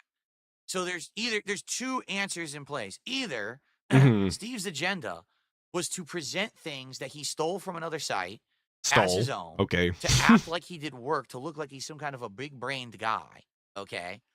So that he could present a case to make me look bad and try to put me into a bad situation so that he knows that he benefits no matter what, okay? Or the other scenario is... he was supposed... Ain't no fucking way. He was supposed to benefit no matter what anyway. He was making content. The content was supposed to be entertaining regardless of what he brought up, or he shouldn't have made the content, or at least in my eyes, right? So he always had something to gain from this. What a stupid fucking point. Spartan Possum with the 10, thank you so much. There is a difference between wealth and debt. What I despise about the man-child, not the begging or anything, besides treating his viewers like human trash, but wants to be the fun and chill streamer. Absolutely. Absolutely. He constantly disrespecting his own audience all of the fucking time, Hey, but he's fun and chill, right? Super fun and chill. Thank you, Smart Possum, for the 10. And EOJJ for the 2. You think Kat washes her fupa before Tyrone smashes? No, stupid. They only have the one working shower, and it's obviously occupied. I don't know what by, because this guy does not shower often. Look how greasy he is. Sick fuck. But fucking moron. no, Kat's gross. She's not showering. Come on. Is it that he's a bad guy who tried to fool me into a situation, or he's a moron? That's probably rude to Kat. It's one of the two. She's fat, not disgusting. I mean? So, it's just so stupid. So let's. I guess we should address a few things directly. All right. So, on this show, he's basically just presenting all the stuff about bank leaks and the bankruptcy and all of that. And I'm like, there's nothing new here. Like, there's nothing for me to answer. My answers aren't going to change. So he tried to present it that, we're going to have you do a lie detector test, right? And if you do this lie detector test, it'll prove your innocence. I said, no, it won't. What do you mean? Lie detectors aren't submissible as evidence for anything. They can be tricked. They can be fooled. There's been people who their name is Bill, and they sit down and they put on the lie detector test and they say your first name, Bill, and it says they lied. Oh, okay. I'm gonna need some sort of source or evidence for that one. That sounds like some shit DSP just made up right now on the spot. But I do have to agree with him, for those of you that saw the thing last night. I thought the polygraph thing was kind of a waste of time. He was never gonna go for that. It was never in the deck of cards. Once he didn't want to do it the first time, we should have just moved on and quit bringing it up, because it was kind of a waste of time and didn't prove anything beyond the first time he said no.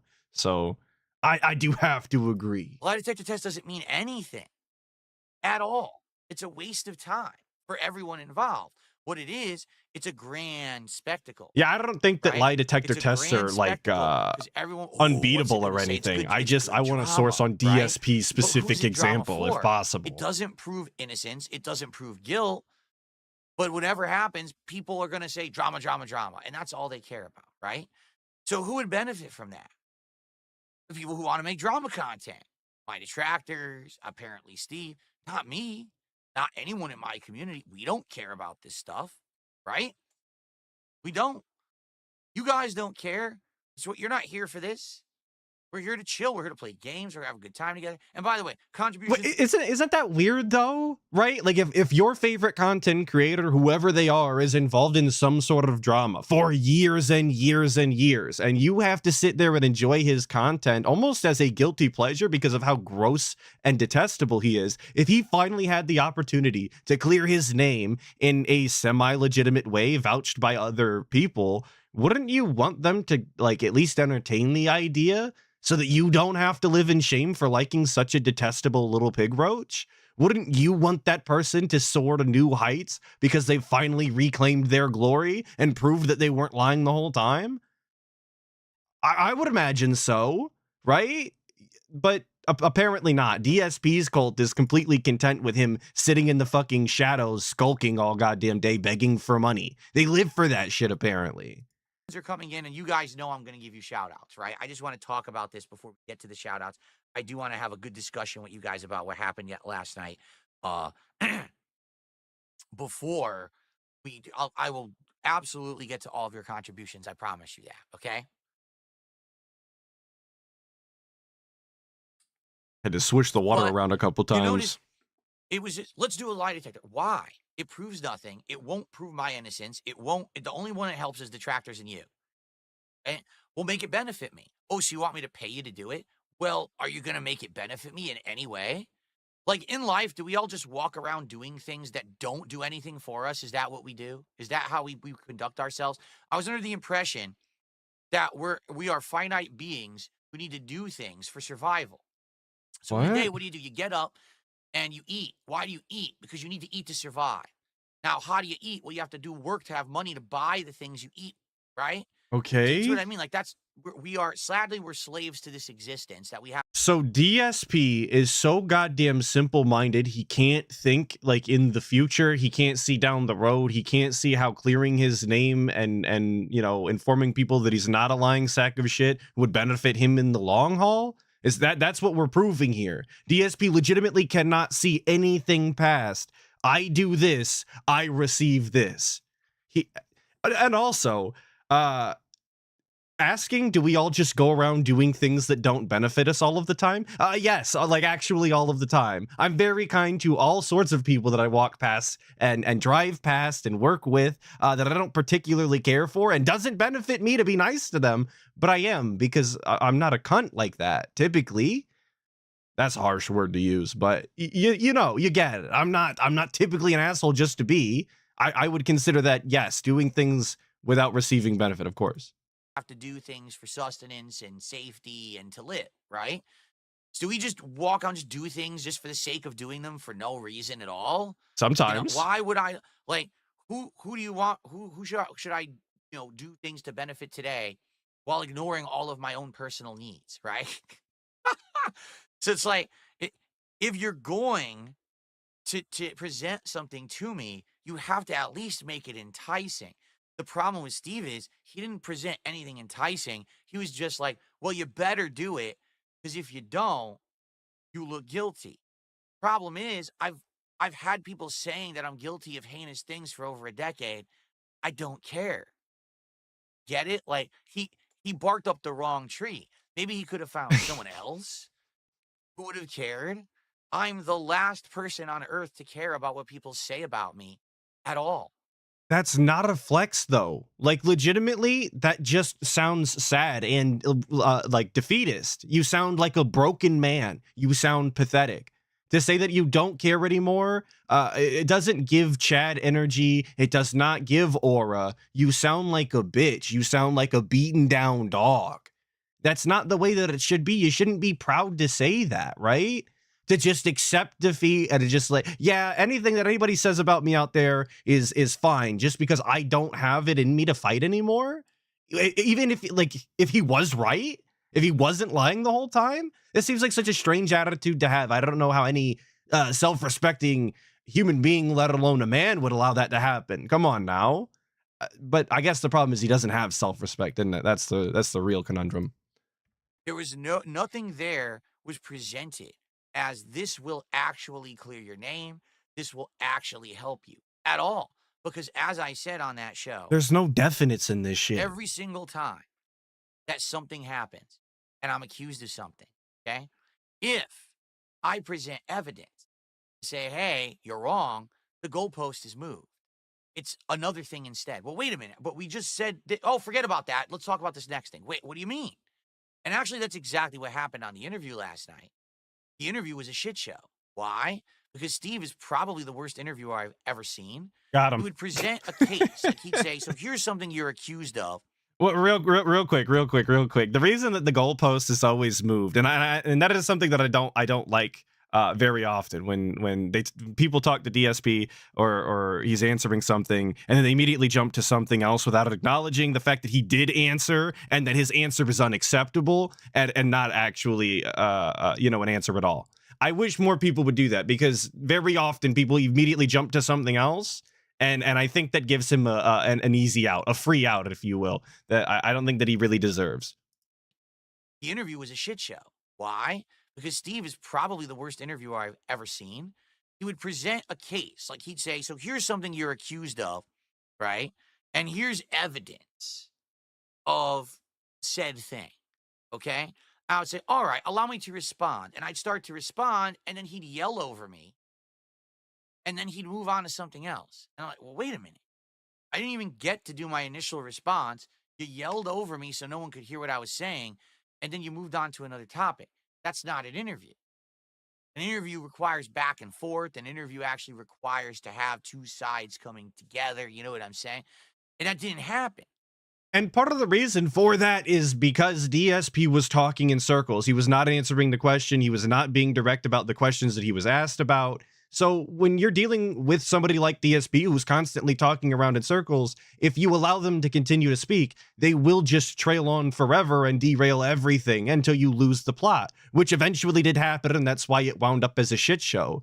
The second that he let DSP try and tell details or give some sort of context, it immediately loses everything, because DSP can't fucking tell a story from A to B. You got to make 100 stops. There's a million derails. It's just the way that it is. And DSP's too stupid to have a conversation. We also learned that. If you know, you know. It was literally yelling and screaming. And that's not a good interview at all. All right? It's just a shouting match at someone because you want to get attention for yourself. And that's exactly what it was last night. It was 3 hours of how can I basically become the darling of Phil's detractors. Maybe if I just yell at Phil for 3 hours and present the same evidence that's been presented on Kiwi Farms for 3 hours, people will care. I don't know. Maybe that's what his strategy was. And as predictable, as you would always expect, my detractor showed up and gave the guy about $1,000. I think about $500 in super chats, and then he got pocket a whole bunch watching. of subs on King. So he probably guy is so gross. Every single interview he does, every piece of content that he's a part of in a collaborative style at all, he is fucking pocket watching. And that is so gross to me. The idea that you would actively be working with somebody else to put together something that's supposed to be entertaining and you're concerned about their money is so weird to me. For a guy that's not all about the money, that doesn't want to be Mr. Views, that does this out of passion because it was a hobby, blah, blah, blah. Every single time he works with somebody, he's always concerned about how much money they're making. It just goes to show you exactly what's on his mind when it comes to content creation. It's all about the money, baby. Need about $1,000, you know, doing that show.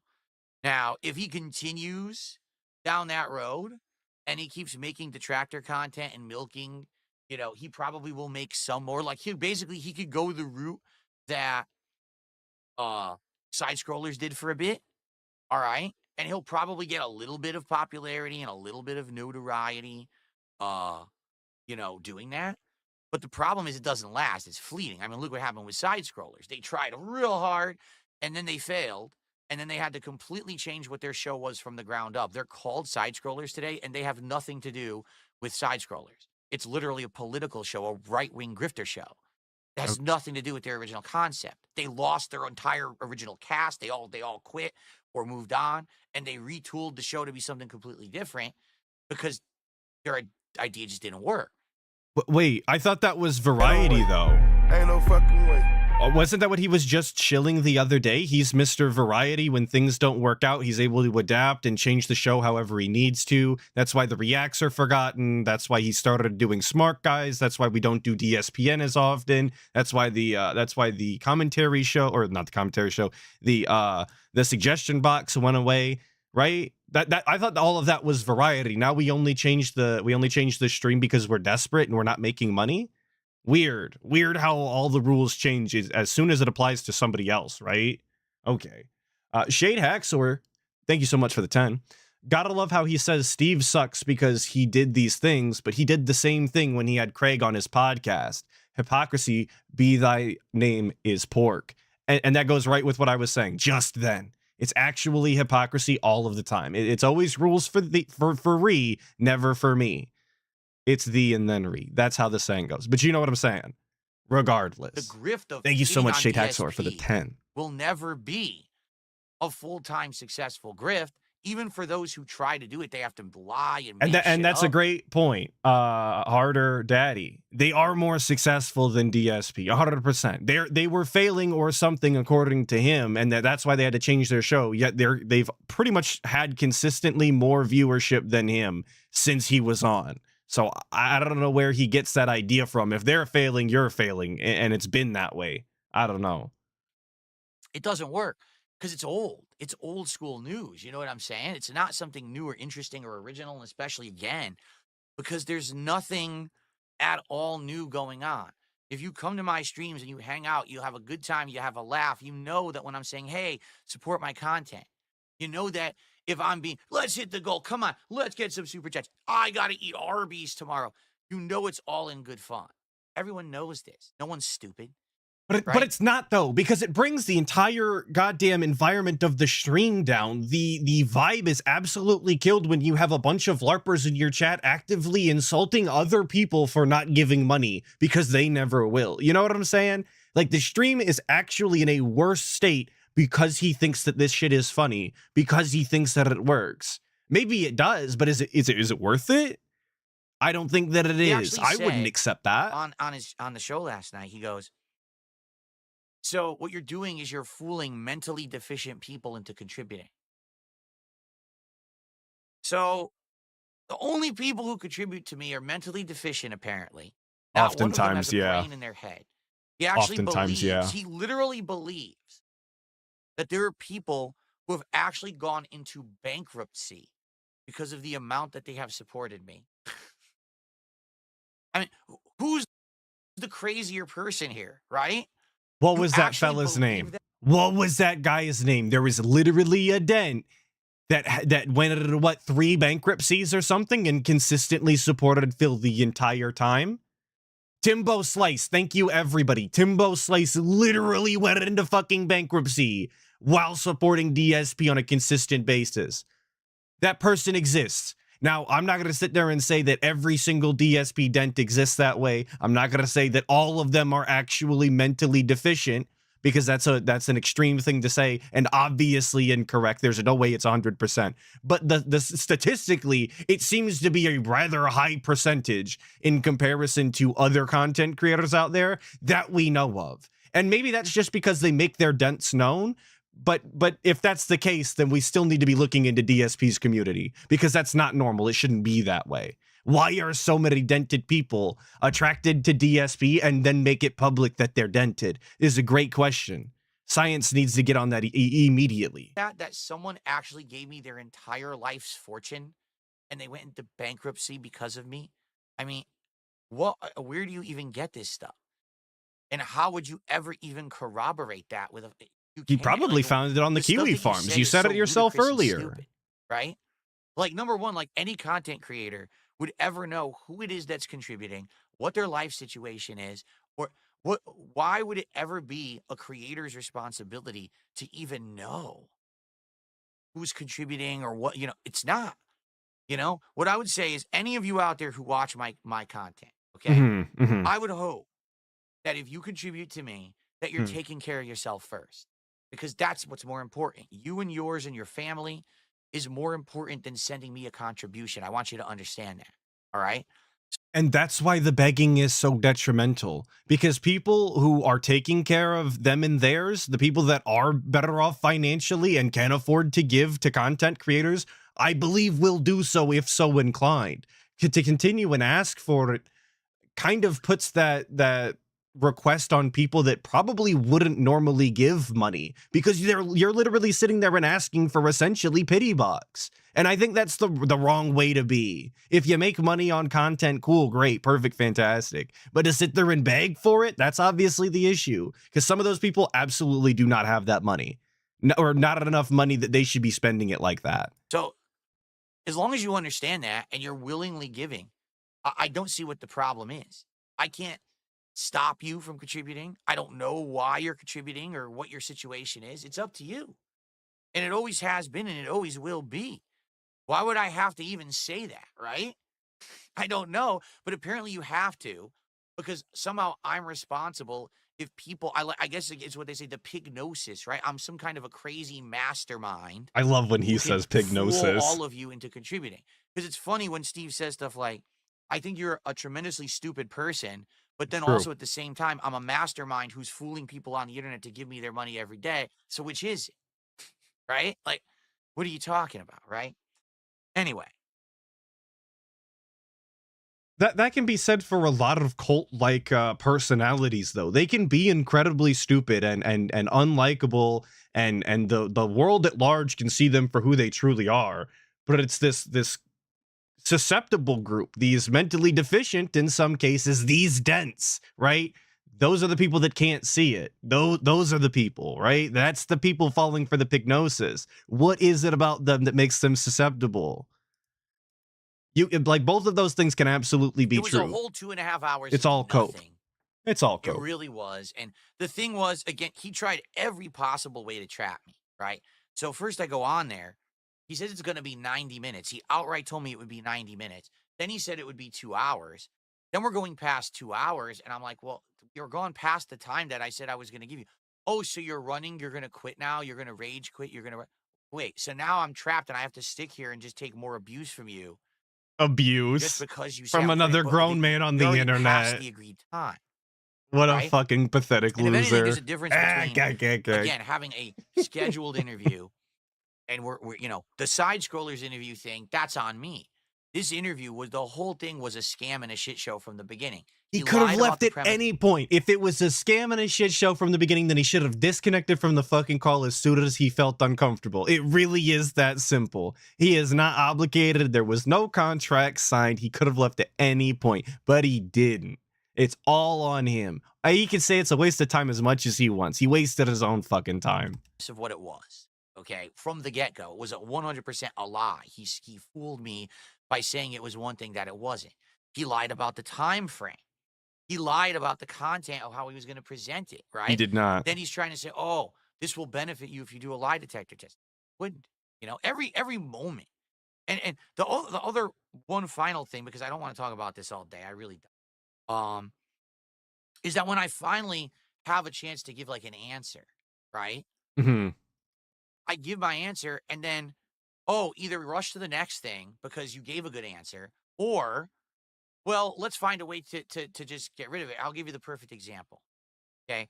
Okay, wait, before he gives the example, because I wanted it to be a complete example, how does he think that an interview works? Does he think that you answer a question and then you divulge on it for the next hour? Or do you think that they ask you a question, they give you time to answer it, and then you move on to the next question?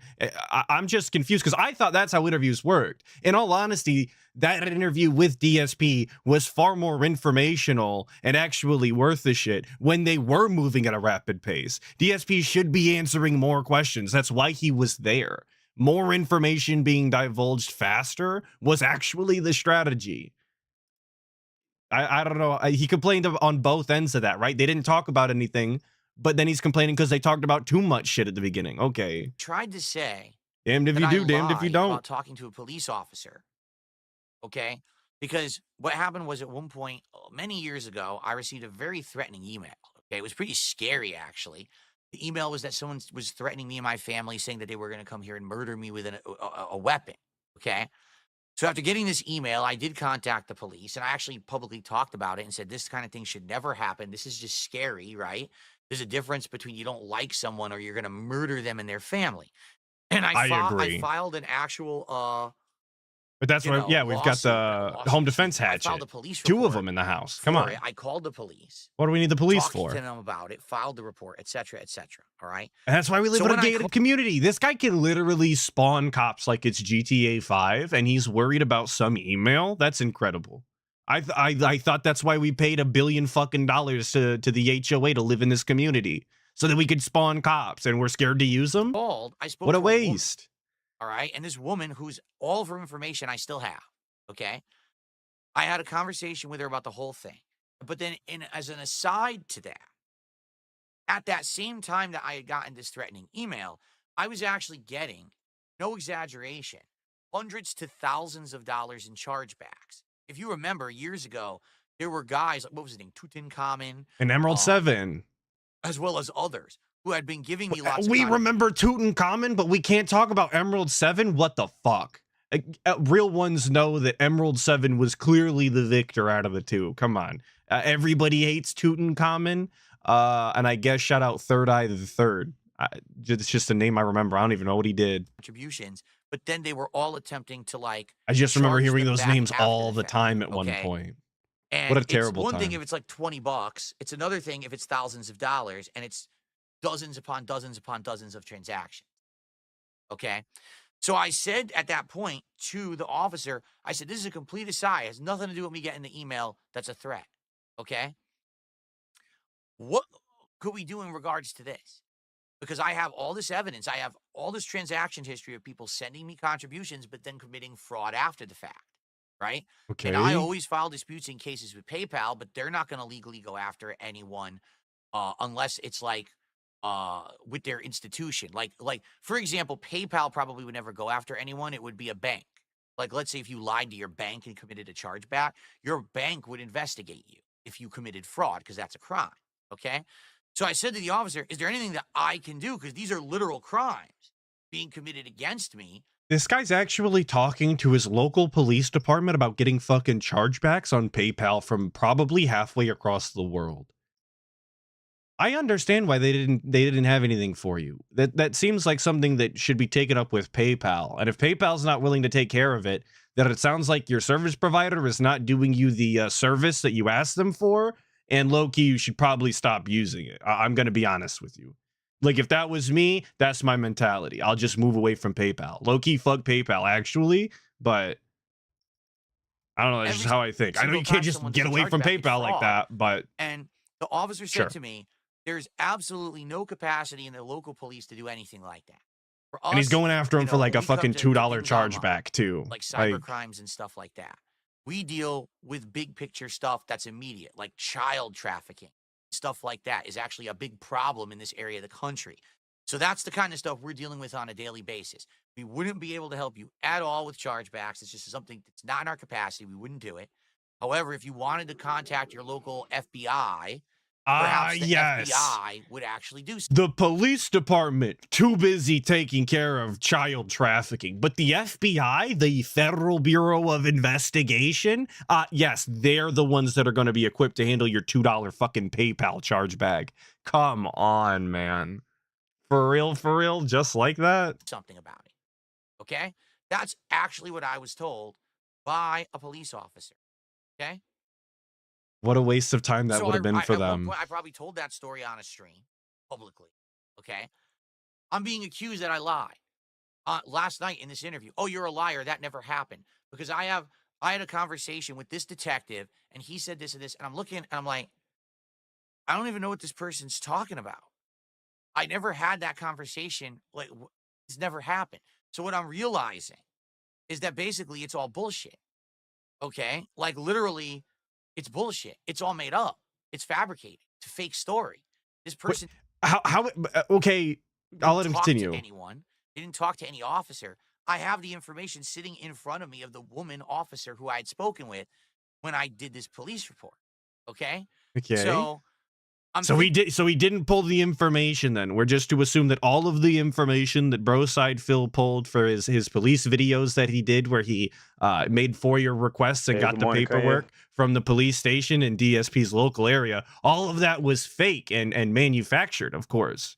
Very, very believable. Shade Hacksaw, thank you so much for the 2. This reminds me of the totally real Frank from Amber. I don't know what that is. I'm gonna have to look it up. I appreciate the 2. I'm on a quest now. What is Amber? Basically, Frank. all of this could be fake, right? Like, and who knows? Like, to what extent anything these people say or do is fake. But here's the concrete evidence, right? I mean, Amber So Frank is an actress. I don't think that's what you meant, though. Them the information from the officer so they can contact the officer. And I'm thinking, but you already lied. You already concocted a fake story that can't be corroborated, right? Like, who can corroborate their story? Nobody. But that's okay. Their story doesn't ever have to be corroborated. Amberlyn Reed, Mine FBI does. Frank. See, I don't know enough about Amberlyn. I fell off out of Goral World, right? It's a shame, really. I need my Amberlyn Reed updates, and I've just been slacking. Right? I don't get the reference. Might be. Again, I'm the one being accused of stuff. So you made something up. You talked to someone who I've never spoken with, and I've never had a dealing with. All right? I have the real evidence, but if I give you this, this evidence, you could completely lie again, right? 100%. And who's going to say that you did or didn't? Like, no one can prove it. This is all hearsay nonsense. It always is. That's the point. It always is nonsense. So he's not going to give them more accurate information because he's concerned that they're going to lie, but they're already lying. Wouldn't you want their lie to at least be a little more accurate? Wouldn't that do something for you? You know, if they quit saying that he spent $70,000 on WWE champions or whatever, and they brought the price down to something that he's going to claim is more reasonable. Maybe it's $40,000, which he totally kind of admitted to last night. Wouldn't that do something for your soul to know that they're at least lying a little closer to the truth? I don't know. Maybe it's just me that cares about shit like that, but it'd make me feel a little better. I don't know. None of this matters. It's all he said, she said, nonsense bullshit. You know? So who cares? So I present, wait a minute, I know they're all lying because here's the evidence, but what could I do to prove my innocence? Can't. You can't. Because but you could have. It's a lie. And then what can you do? Right? And show all the evidence. What the fuck do you mean? What else can you do? You could just show the paperwork. You could show the black and white. And if that's the case, why don't you call the fucking PD and get the black and white and put it in front of everybody, right? Why don't you get the fucking paperwork and show everybody that you actually did it? If you wanted to sit here and you know, bring it up on stream or whatever. I know he's just addressing the shit from the night before, but don't sit here and say there's nothing I can do when you can literally do all of the things to prove your innocence and you just choose not to. The problem with all this, and that's why I think nobody cares. Yeah, right? and MRBR, nope, absolutely. His evidence last night was him literally just shouting, "I talked to a woman." That was it. That was his defense to disprove all of the bank leaks, all of the police reports, all of the affidavits, all of the things involving. "I talked to a woman" was about the only actual counterclaim that he had. Is the only thing. What a line. Well, no matter what. They're going to be quoting that one in the history books for ages. Well, I have this. Well, you heard the OJ defense. Get ready for, so who's the liar here? I talked to a woman. So then what do we waste our time on this for? Right? And by the way, The idiotic things that they're saying have no bearing on anything and aren't crimes or anything like that, right? No, they don't have to be crimes for you to be a lying piece of shit, though. It certainly isn't like, oh, Bill committed heinous crimes. He was selling drugs. He robbed a bank. You know what I mean? He had child pornography. He was grooming. All right. Okay. It's none of that. Jesus. I was gonna say, I like that the crimes that he listed low key aren't even the worst. Like selling drugs, maybe, but maybe they're selling weed. Like you could just and robbing banks. Low key, if they didn't kill anybody, that's the government's money. That don't mean shit to me, man. Irresponsible with his money. You're right. I have been irresponsible with my money. I've talked about it numerous times, over and over. Said I was a moron. I've apologized for it.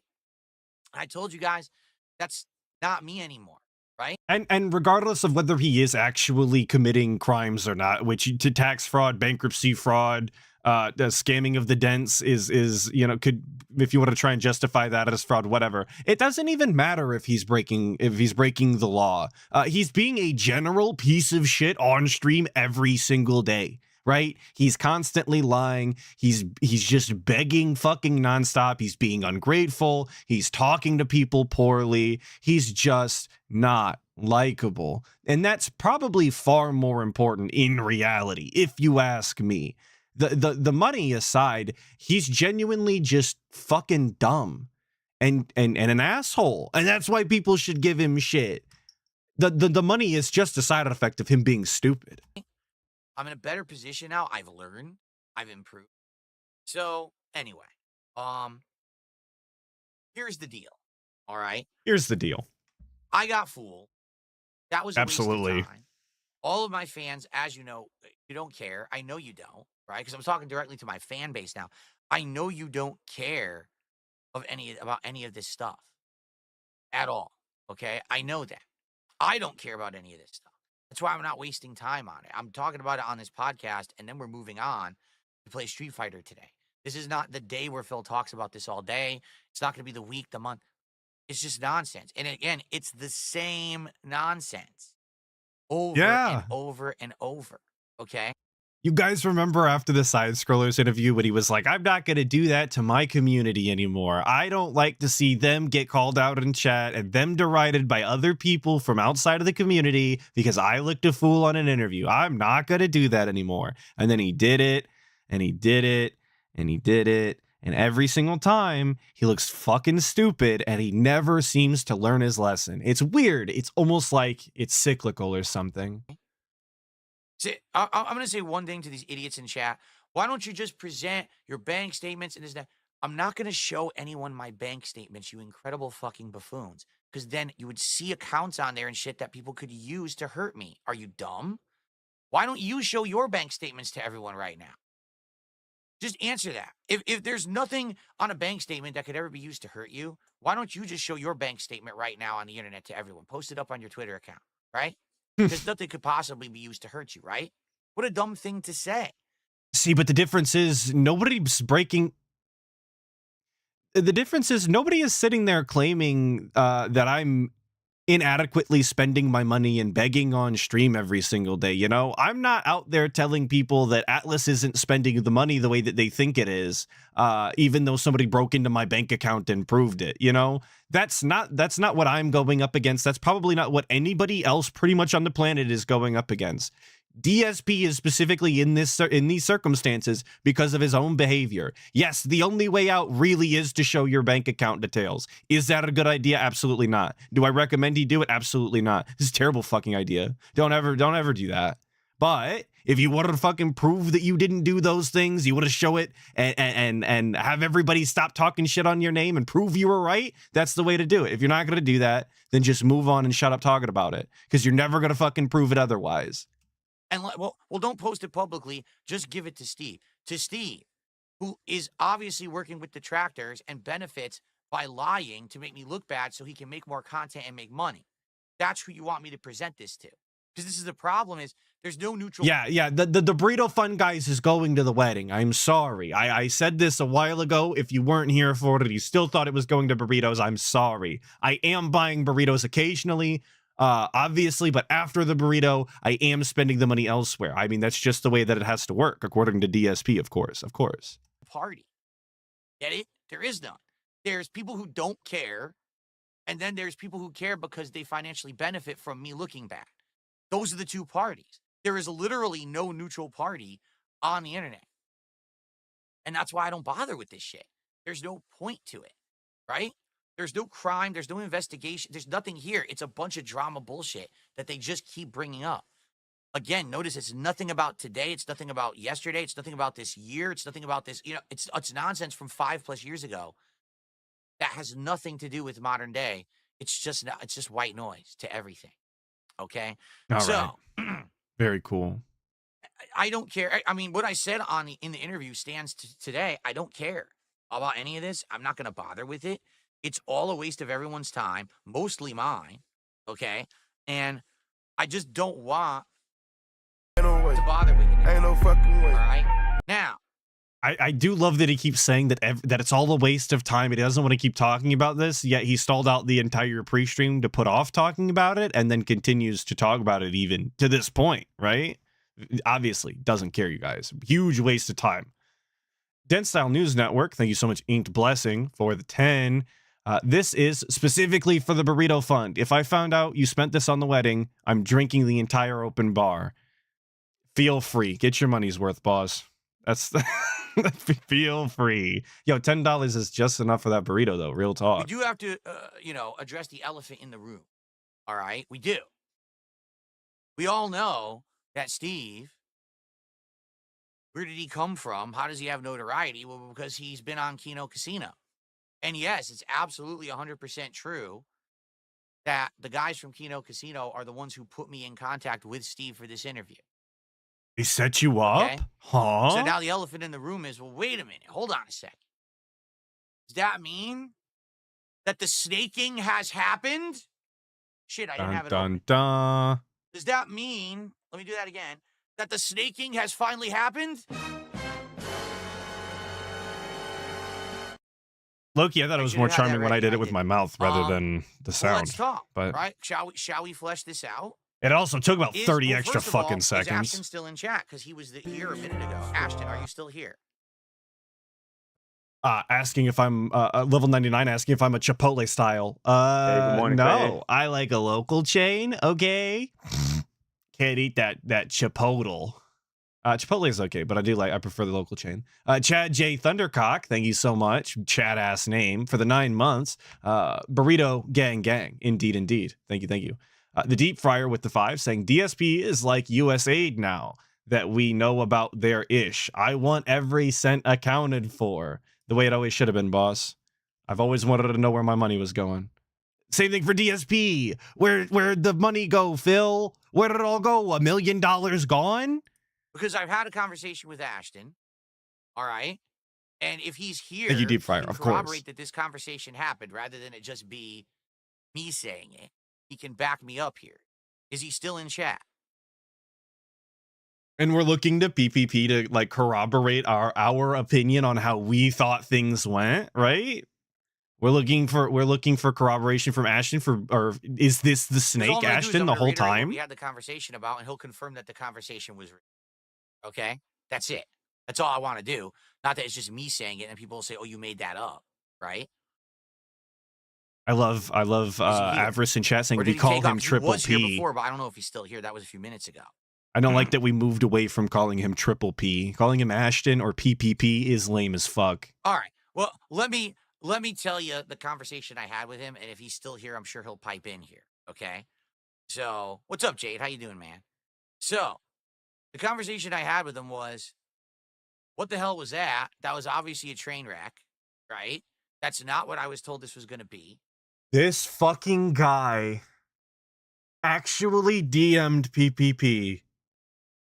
Fucking coping and seething in DMs. Are we for real? Like actually it's his boyfriend. You wouldn't believe what they did to me on stream, honey. They humiliated me. Your friend belittled me. How could you let this happen to me? Ashton, please. I thought we were in love. That's him. It's him in the fucking DMs. Come on, Triple Bypass. Why would you let this happen to me? I fucked it. I fucked the whole thing. I have it though. I have it. It's easy mode. It's too easy, actually. I promise. I'm the best there's ever been. It's like I know. What the hell was that? That was obviously a train wreck, right? That's not what I was told this was going to be at all. I mean, I just read you word for word what I was told it was going to be, you know, and basically, you know, this was set up, not necessarily set up, like basically Steve reached out to me, you know, because he heard of me from the casino and said Weren't he they on wanted a to do the stream interview. together? And of course, I talked to Ashton about it previously and stuff, and he said, "Yeah, do the interview; it'll be good," and yada yada, right? So I had the conversation with Ashton about this, and basically his response is thus, all right? Now, I'm not making this up or exaggerating. He's like, I had no idea that he was going to do that. You know, I knew he was going to ask you questions, Uh-huh. but I had absolutely no effing clue that he was going to go to that extent and that he was going to actually have detractors on the show and that he was going to go that heavy in. And yes, that was absolutely a snaking and it went too far and he shouldn't have done it like that. And he basically kind of went rogue and it looks like he did it because he wanted to make some money. He went rogue by looking into DSP and asking him questions in search of the truth on a show called The Truth Seekers. Who would have thought? And why would it be any of PPP's business as to what questions or what segments or who was going to be on the show? I mean, it's not. Why does he need to defend Phil? Because he put him in contact with him? They're both grown men. They're both capable of making their own content and figuring out what they want to do in their collab. Like, why does DSP need I know PPP's his handler now, but why does he actually need one as a grown man who's supposed to be his own boss, you know? It just doesn't seem like a very adult and responsible thing to need is a fat boyfriend on the side to make sure that everything goes to plan. I don't know. Okay. Just another strange behavior Phil has. He needs his boyfriend, dude. Well, there you go. Ashton just said it in chat. He's corroborating what I just said. He says, it's true. Steve went into business for himself and he lied to us. Year of the snake. Year of the snake. Well, obviously, we all know that this is a truthful statement. The year of the snake. And that's a great point Green Lobster brings up. Phil saying that he went rogue shows how deep he is into the casino and he thinks that they're the boss of everyone that comes on. Yeah, saying that he went rogue is a very strange way to put it. Now, I don't know if PPP said it like that, because remember, this is supposed to be Ashton's words, not DSP's. But that seems like a very strange way to put it. Went rogue. Was there some sort of agenda we were pushing? Was there some sort of plan in place beforehand? I thought the interview went well for what it was as an interview. What was the plan prior to that? So, I mean, there you have it. Now, obviously, truth is in the eye of the beholder. Good morning, Kanye. That's what they say, correct? That the truth is in the eye of the beholder. That everyone has to make a judgment for themselves on this situation, okay? Personally, all right? Personally, I would tend to believe Ashton, and here's why. Of course, Here's of why. course. Here's my rationale, right? Because we're in love. We've got a good thing going. We got a good wrestling commentary show going that we... Bro, I thought I was fucking kidding when I said we're in love. And then this guy says we have a good thing going. And that's the end of the sentence. We have a good thing going. And then he goes, we have a good thing going with the commentary thing. So, like, actually, we have a good thing going. that insinuates to me they're fucking. Real talk. They're actually long distance style. Both enjoy, right?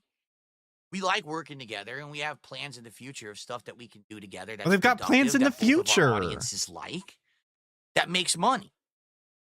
So why, in anyone's right mind, would something be set up to treat me like dirt intentionally? You know what I'm saying? That would ruin that relationship. If there's a good working relationship going, we're just getting steam with the wrestling show, right? We're heading towards WrestleMania. We're actually doing good. We actually had a great show this last week. We're looking forward to more moving forward. We have other ideas of stuff that we want to do together in the future. So why would you then just shoot that in the foot? It wouldn't make sense. Because more Kino viewers would probably be interested in watching Smart Guys if DSP's life situation was in more of an issue. That's a terrible way to say it. If it was in more mayhem, right? If PPP presses DSP in a certain way via proxy, the Smart Guy show could be more entertaining because of it. But this is once again DSP not being able to see further than one step ahead. This is that single mind, I do this and receive that kind of mindset. I'm not saying that this is some fucking grand scheme by PPP. I don't know. I don't personally care. But what I can say is that there could absolutely be a plan, and DSP would be far too fucking stupid to realize it before it ever happened. Right? So it's this simple, all right? It's just this simple. You can believe whatever you want, and it's up to you to judge. For me, I tend to believe PPP. Of In the course. conversation that we had, I do think You've been conned by him. Of course you believe him. Going over the top, extreme, trying to grab that bag and running with it. And I guess we have to see what his actions will be moving forward. Like, is he actually going to continue to make detractor content about me and try to bank on it and try to make a buck? You know what I'm saying? He could. Like I said, that's copy. So not only in that case would he have been copy pasting Kiwi Farms for his entire interview and then taking credit for it, then he would also be copy pasting side scrollers and copying what Stuttering Craig did. So, I mean, that's a double steal job right there. That's a double, complete lack of originality, right? So I don't even know what the fuck he was just rambling on about there. With that. We're double stealing or something? I must have missed the plot. This was my literally first fucking nonsense conversation that I'm going to have with this guy, He went, according to PPP, he's gone into business for himself, right? He acted too strongly. It's one thing if you're going to have me on the show, you're going to ask me some questions, tough questions, but then, you're going to be fair. I think we can all believe that it wasn't fair, because it really wasn't an interview, right? It was a screaming match. It definitely divulged into that, that's for sure. But again, how do you expect anybody to maintain their composure when they ask you specific questions over and over again and you dance around them for minutes and minutes on end? Anybody is going to be frustrated. Anybody is going to get sick of the shit and just say, fuck it. We're going to do it live. He's either going to go or he's going to stay, but I'm going to say the things because I'm tired of putting up with his bullshit. That's actually what it boiled down to by the end. He just kept saying things and DSP kept sitting there until eventually he didn't. There wasn't anything being done anymore. We were just confronting DSP with questions and he would sit there and say he wasn't answering it. Right? And then yell at Phil more, move on to the next subject before Phil can even respond. That way he looks guilty, back him into a corner, make him do a lie detector test, right? None of it made any sense from a logical standpoint. It was just, oh, look, give me some attention with detractor so they'll throw me some money. I'm pretty sure no one thought I was doing a lie detector. Right? No one would ever going to. Never. The second he brought it up, I thought it was a waste of time. Why would I do that? I agree. It doesn't prove anything anyway. It's not even admissible anywhere. Everyone knows that it's a bullshit. So, I tend to err on. Well, let me put it this way. I don't err on the side of caution, but for me, all right, I look at a big picture situation, and DSP is the last motherfucker to say that he looks big picture. Actually, the last guy who should ever utter those words. Real talk. Thank you, Shade Axor, for the 5, of course. When you turn down a $50K job for some overweight, abusive man-love relationship, this is where you find yourself. You're right. This is it. You find yourself groveling at the feet of a man who kind of looks like your wife. Isn't that odd? Isn't that odd? Oh, and I totally forgot. Shade Haxor earlier with the 2 saying PPP looks like Cat. No wonder he loves the guy. There we go. It's back to back. You made my point and I didn't even know it earlier. Thank you. Thank you. I believe what Ashton is telling me. If you guys don't, that's your call to judge. But I'm going to go with what he said. And as they say, actions speak louder than words as well, right? It's that simple. So let's see what happens moving forward. But I'm gonna say, hey, this is stupid. This is bullshit. You know, it was nonsense. I don't care. It's not going to affect I me don't long care. term. I I'm know just it's talking not. about it on the problem is stream. now, of course, everyone's going to be talking about it nonstop for weeks. How dumb it was. All the detractors will be having their 3-ring circus with it. And now I got it. That's us right now. Are you guys having fun at the circus? Right? For me, like I've been there, done that. It's a dog and pony show. It's a circus, dude. This is like a fucking cavalcade of animals, dude. We couldn't get enough of them. We've got cats, fat cats, hippo, land whales, dolphins. Okay, got all sorts of animals out here at the 3-ring circus dog and pony show. I'm tired of it. I don't like having to go through it again. So I apologize to anyone. Here we go again. But at least in this case, I'm telling you, I have absolutely no way I would have agreed to anything like that, right? It was me being outright lied to, isn't that it happened? As opposed to last time, it was definitely my fault. I agreed to it. I even said that the interview was good and everything. And then after the fact, I got upset with the behavior later. Right, as opposed to this. I even said after everything was said and done that it was really fun. That was before I realized that they were taking money. Then I took issue with everything. How fucking lame. How lame. This time, this was outright, bullshit. So, anyway, yeah. So, like they say, all right, actions speak louder than words, correct? Right? And so let's see what happens moving forward. But I tend to trust and believe. All right. Fair enough. All right. Sounds good. Fair enough. Moving on. So I have a zillion contributions to shout out. I guess we'll see. I haven't been looking at a single one. I don't even know how much we have any of them here. Let's just start shout out. I'm sure I'm going to be answering your questions now during these contributions. Okay. So let's get started. Please. Here we go. Let's start this on the meat. This is the real meat and potatoes. A couple of hopefully this could in. be dog shit. Actually, so they could ask about fucking Street Fighter. We had Hank 4720 who re-upped their sub or auto-renewed, and that does count actually as a sub. So thank you for Hank. And then there were 2 Big ups, Hank. Movelt 99. Is that how you spell your name? Hold on a second. What am I doing? I'm so stupid. I could Hold just on a zoom second, in. you guys. Yeah. Movelt 99 did 2 subs. So let's get those up on the leaderboard here.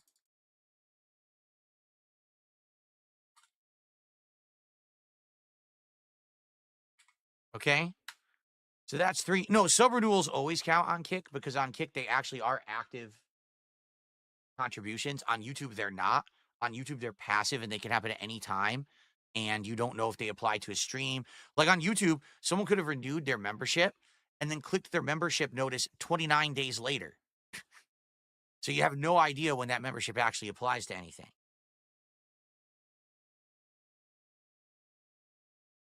Okay. So thank you to Mavelt99 for the 2 subs, and that counts for 3 subs because we had the other one. Wait a minute. I put it in the wrong spot. Son of a bitch.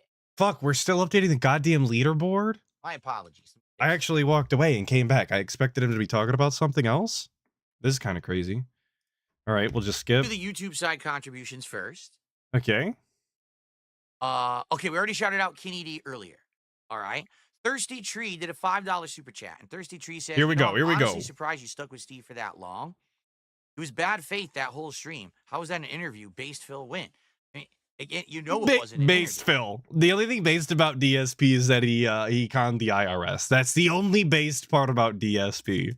Because it started as an interview, the first 20 so minutes, but as soon as he started getting into accusations, and I'm like, all right, let me respond, and I would try.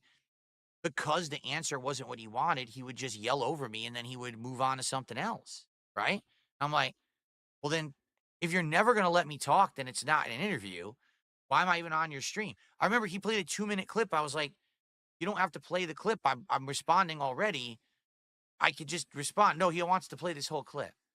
But it's 2 minutes worth of clip, and it's to prove without a shadow of a fucking doubt that this is the case. This is the evidence he's laying out in front of you, and he would probably also like to lay it out in front of his audience who may or may not be familiar with DSP shenanigans, right? Like, for the context of the show, it probably was within the best interest to play the entire clip. But of course, DSP wanted to get his 2 cents in before letting the clip play because the actual context of everything doesn't matter. It's only DSP's made up fucking fairy tale nonsense that matters, obviously. Hunter G with the 2 saying, based Phil, it time win. Exactly. True. Couldn't have said it better myself, actually. That's a real message right there. Thing felt very, very self-aggrandizing. Like, he felt like he was trying to get over, like, call me a narcissist, but if the whole thing felt very narcissistic, you know what I'm saying? Like, he just kept wanting to be the center of attention and talking. Look at all the work I did, and then he presents another thing he just copied off of Kiwi Farms. It's like, anyway. Kenny D did a $7 Canadian super chat. I'll give you permission to use my money for DSP tries it. Well, thank you, Kenny D. I appreciate that. So what is that in American? I hope all of the dents start giving him permission American to spend money on I'll stuff. give you the solid. I hope that's I'll the say- I hope that's the new bit. DSP, That's I $5, want you to use okay? this specifically on your light bill, please. Anything else is a All scam. right. Thank you. Why do you keep tagging oh, it's Mavite? White. It's not Mavelt. I spelled his name. Funny is I blew it up and I He mistook the I for an L because it's 500 fucking feet away and he doesn't wear his glasses. Who would have thought? Okay, I got You it right actually this time. need to be able There to you see the letters to know what they are. go. I know, crazy So concept. thank you, Kenny. Princess Luna with a $15 super chat says, Steve gave bad vibes. He didn't let you speak. He kept thinking he had you for stuff. He doesn't even matter. He couldn't felt the king.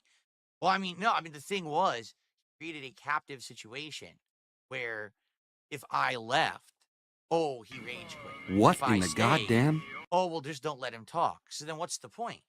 Like, literally, that could have been him doing a show without me on it. It would have been exactly the same show.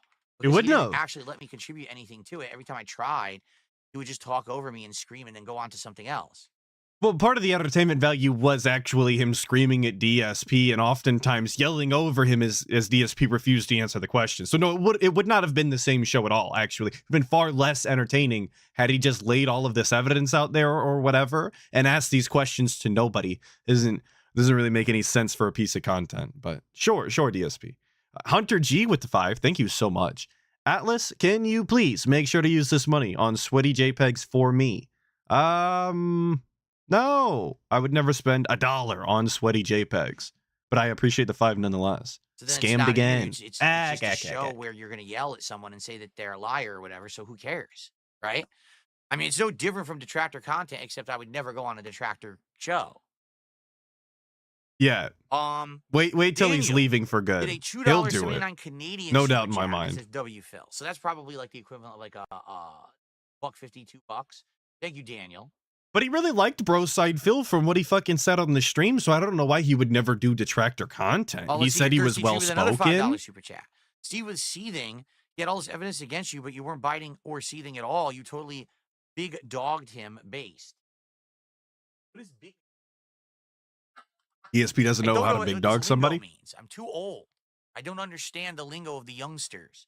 Did I big dog him? How did that take place? Did I big dog him? Yes, Grandpa, you big dogged him. Continue to move on. I don't know. Sin. You the used your $5 Riz to super get chat. her gyat. Just ignore Move these on. people. Stop defending yourself. Enjoy your stream and your games. This gets old. It gives them more videos. I know. I mean, and that's the point. Like, you have to understand that with the side scrollers thing, that was totally my fault. 100%. You know, boy, that was a boneheaded decision that I agreed to it. In this case, I never agreed to this. This is something that I was lied to and deceived into doing. And then now I got to deal with this cleanup. You know, I at least had to talk about it for one podcast, right? And then we can move on. So, Well, he has to deal with all of this cleanup because he refused to leave the fucking call. Please do not forget that DSP is a grown man who can leave his own voice calls whenever he wants. Just don't let him throw this fucking pity party and even for a second convince you an iota that he deserves any of it. Grown man couldn't leave a fucking phone call, right? But I have to address it, you guys. He abused me for hours and hours. Okay. Don good Johnson morning, with the 5. This is for the Arby's goal, LOL. Phil never said the bank statements were not real. No, and he also never denied $40,000 on WWE champions. He just kind of let that one slide and never What said anything in the about it. So I'm goddamn- going with that it's true because he definitely heard it. Thank you, Don Johnson, of course. And Shade Haxor again with the 5. Everybody DSP stays every day. Sorry, let me try again. Every day DSP stays funded and on stream is like an out of season April Fool's joke. It's astonishing every day he wakes up and does it. You're right. But the government keeps handing out SSI and therefore DSP stays self-employed. Maybe I was going to jokingly propose we get rid of SSI, but it actually might not be too far out of the realm of possibility at this point. Well, thankfully, So that's the case. we'll just I'm not leave it gonna keep alone. Talking about this is just stupid. But I'm 100% in agreement with you. I know this is not the content you want. I know this is, you want me to play games and chill and have fun with games with you. That's the point.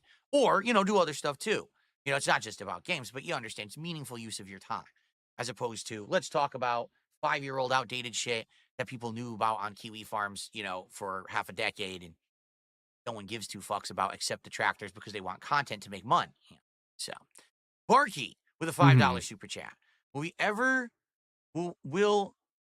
never, oh my God, we'll never be over until we know how much money donos went to WWE champs. We know you spent over 100K. It's so obvious the bank leaks are real. Stop lying. Barky, thank you for $5, you idiot. Got him. Do you have anything to say to that, Thanks for your DSP? money, dummy. Okay.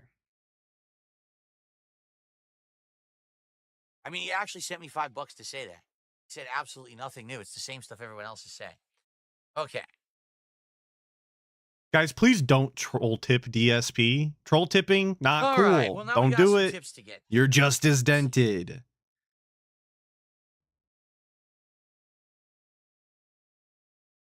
Hold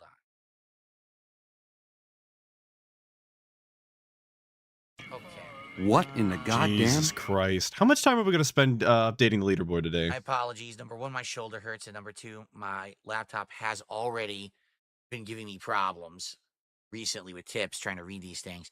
So the first tip here is a $1.19 tip. Guys, the shoulder is what's making him so fucking slow. Obviously, you cannot read super chats because your shoulder hurts. I don't know if you know this about streaming, but all of it is reliant on your shoulders and your neck specifically in order to make content. Impossible to do it if you're in any sort of pain. This is just like side scrollers. Makes me so mad. These people say one thing to you and completely go off topic. He did all the research for what? We're still with you, Phil. But no, I disagree. All right. I want people to understand the difference and the impression. I still to this day, all right, even though I do feel like the side scrollers interview was an attempt at a setup and to get what they wanted out of it, I agreed to it. That's because you're a fucking After the paranoid interview, I said it was a lunatic. good one, correct? That's the difference here. If you want to fault the side scrollers for bad behavior, fault them for the fact that after their interview, they literally turned their show into the Dump on Darkside Phil show to milk my detractors for profits because they couldn't get any profits out of my appearance just otherwise because I didn't give them anything to work with. I gave them no confession that they were looking for anything like that. Okay? So what actually happened was the after show was them reading all of the super chats and contributions that came in on the stream. You know, the thing that he just said they didn't make any money off of because he didn't provide them any sort of content during the interview. Yeah, a lot of those super chats that they were reading were from that content. But again, DSP's just completely uninformed or just lying all the way through his fucking teeth, trying to convince any of these guards in his chat that his reality is the real one. Problem was the after the fact behavior. With Steve's situation, literally the interview was the lie. Get it? The interview was the lie. That is the problem. That the whole premise of the thing was a lie, and then he acted like he did. Okay? So, absolutely, I take the blame for the side scrollers in it. Not them. They should be criticized for their behavior after the fact, but not for the interview. Okay? In this case, it was the interview that was the problem because it wasn't an interview. All right? Questions were being asked. It was an interview. It was being recorded. It was being live streamed. You're being asked questions. You were given an attempt to answer them. You skirted around for 8 hours, but sure. Not an interview, I guess. You are Didn't meet the prerequisites. liked by some, hated by some, but you always get a reaction. I think you should lean into that as a larger-than-life persona that people always want to give attention to, like a soap opera or a wrestling character. I don't think you are being ingenuine by doing that. Okay? I mean, again, the thing is, if you haven't noticed as of late, right? We're having a really good time in my content, and the reason is because Are I we? am self-aware about who. What? Not only are we now having a good time in the content, which is news to me as somebody that watches the pre-stream and some gameplay occasionally, it's always fucking boring as sin. But who I am and what people say about me. What was the first thing that I said? I lost the plot. We're having a really good time. Having a good time. And the reason is because I am self-aware. It's because he's self-aware. That's the part I fucking forgot about. The content's boring as shit, and he's self-aware now. About who I am and what people sorry, say about long me. day. What was the first thing that I said on this show today? Let's get some contributions. Right after a 3-hour accusatory show where someone yelled at me for asking for contributions. I just did it again anyway because I don't care. Right? I don't care about this. Hey, good morning, Kanye. So that's what I mean. When I'm sitting again, here and just I'm saying, going out of his way to be contributions, obnoxious, let's though. hit the goal. Let's it's no wonder eat everybody Arby's hates today. the guy. People know that doesn't mean that I'm destitute and I needed to pay a bill today or I need to go buy Arby's. You know, it's different. Maybe 5 years ago you did think that, but now not anymore because I'm not saying that anymore. And that's where the real disingenuous stuff happened on that interview last night. Is that's what Steve was saying. He was saying, "Oh, you still do that?" No, I don't. Now everyone knows that I'm doing good. I'm happy that I'm doing good. Look at the improvements because I'm doing good. Let's keep me doing good going so we can continue to have that fun and level of improvement, right? People keep saying, take more time off to be with your wife. All right, if I keep doing well, I can do that. I'm going to do that this week. I'm going to take an extra day off because you guys have allowed me to through your support. Thank you for that. No, really. Thank you. That's awesome. Then why, if he's so appreciative, if he's doing so well off financially that he's buying so many gizmos and fucking gadgets, then why isn't he already taking days off to spend more time with his wife? Is this just confirmation that we've prioritized $200 fucking soundproofing foam and his fruity ass little fucking plastic crown back there? That was that took more precedence than his wife? That's a sad thing to admit on stream. I wouldn't have did that, but okay. And if that's the case, if he's so well off, then why doesn't he buy his own fat ass wife fucking Arby's when she doesn't want to cook? Why is it on his audience, right? If he doesn't hit the goal, sure, maybe he doesn't have to do DSP tries it. But if his wife still doesn't want to cook and he still wants to provide her that opportunity to not cook and have the night off or whatever, then he should still buy her fucking Arby's and not make it his audience's problem. That's why people think that he's broke and destitute and can't fucking afford anything. Also because he's constantly begging, which makes you think that he has $0 because to normal people, begging is, like a last opportunity kind of thing. But for DSP, it's his first. So what is the problem? The thing is, I'm so sorry. Adam Corona with the 5 saying, Phil will profit off someone else's misfortunes without hesitation. But when the shoe is on the other gout-filled foot, it's an issue? Okay, dude. And that's what it's like watching DSP every day. It's hypocrisy after hypocrisy. 100%. Thank you so much for the 5, boss. There never was. Okay. Continue.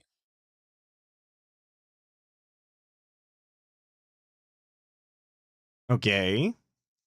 Shoot, I missed. I missed here. And I agree, Buddy Love. I received a 30. The point should be that the fans aren't being financially responsible for him getting an extra day off. They really shouldn't be financially responsible for anything in his life.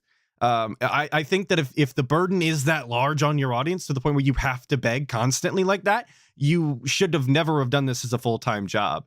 You should have a second income, or maybe this shouldn't be your primary income. This should be the second income, because they shouldn't be paying your bills like this, right? The pressure shouldn't be that high in content creation and the audience's support.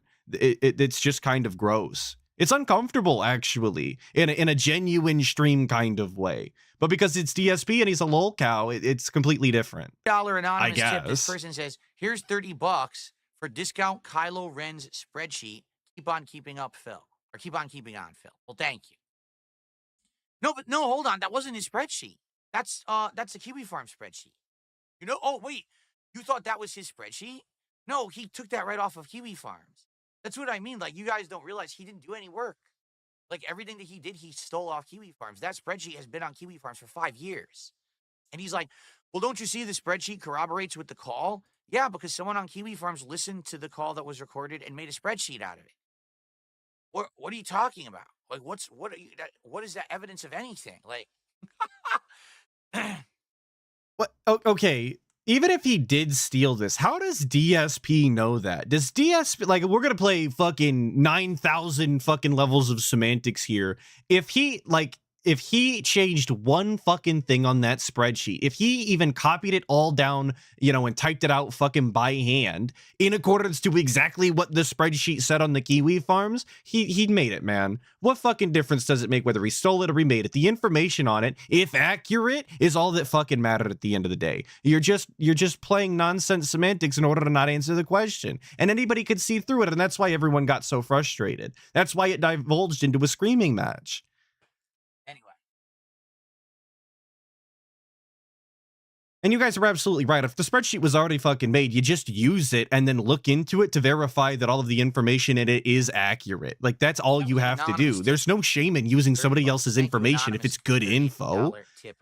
This is a fucking waste of time to go and sit and listen through the 5 hours worth of phone call to do it yourself again when the job's already been done.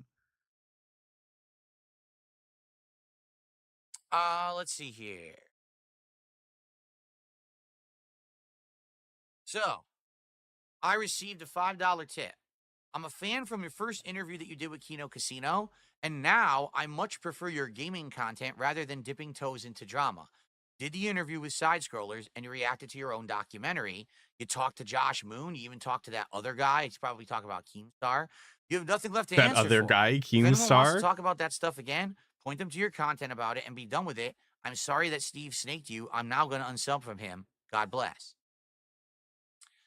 Listen, you have the right to watch or not watch whatever you want, and I'm certainly not asking anyone to unsub from anyone. That's your own call. Like I said, the truth is in the eye of the beholder, so you do what you want, and thank you for your $5 contribution.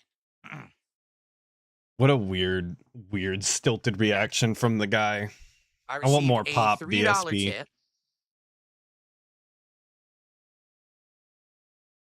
I do have to say, he's not nearly as fiery as I was hoping today. I wanted more emotion. I wanted more passion, more energy, more footwork. I wanted all of it, and we just get low T Phil today.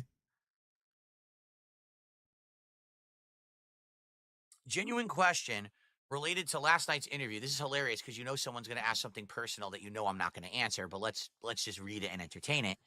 You revealed within the last month or so that you have no savings. So if you're no longer destitute, how are you making so much money yet still living paycheck to paycheck?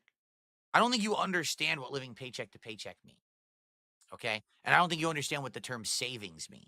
All right? Okay. Morning, Kanye. Please explain this to me. that Hang on. Vaporware 336 came in with the 2.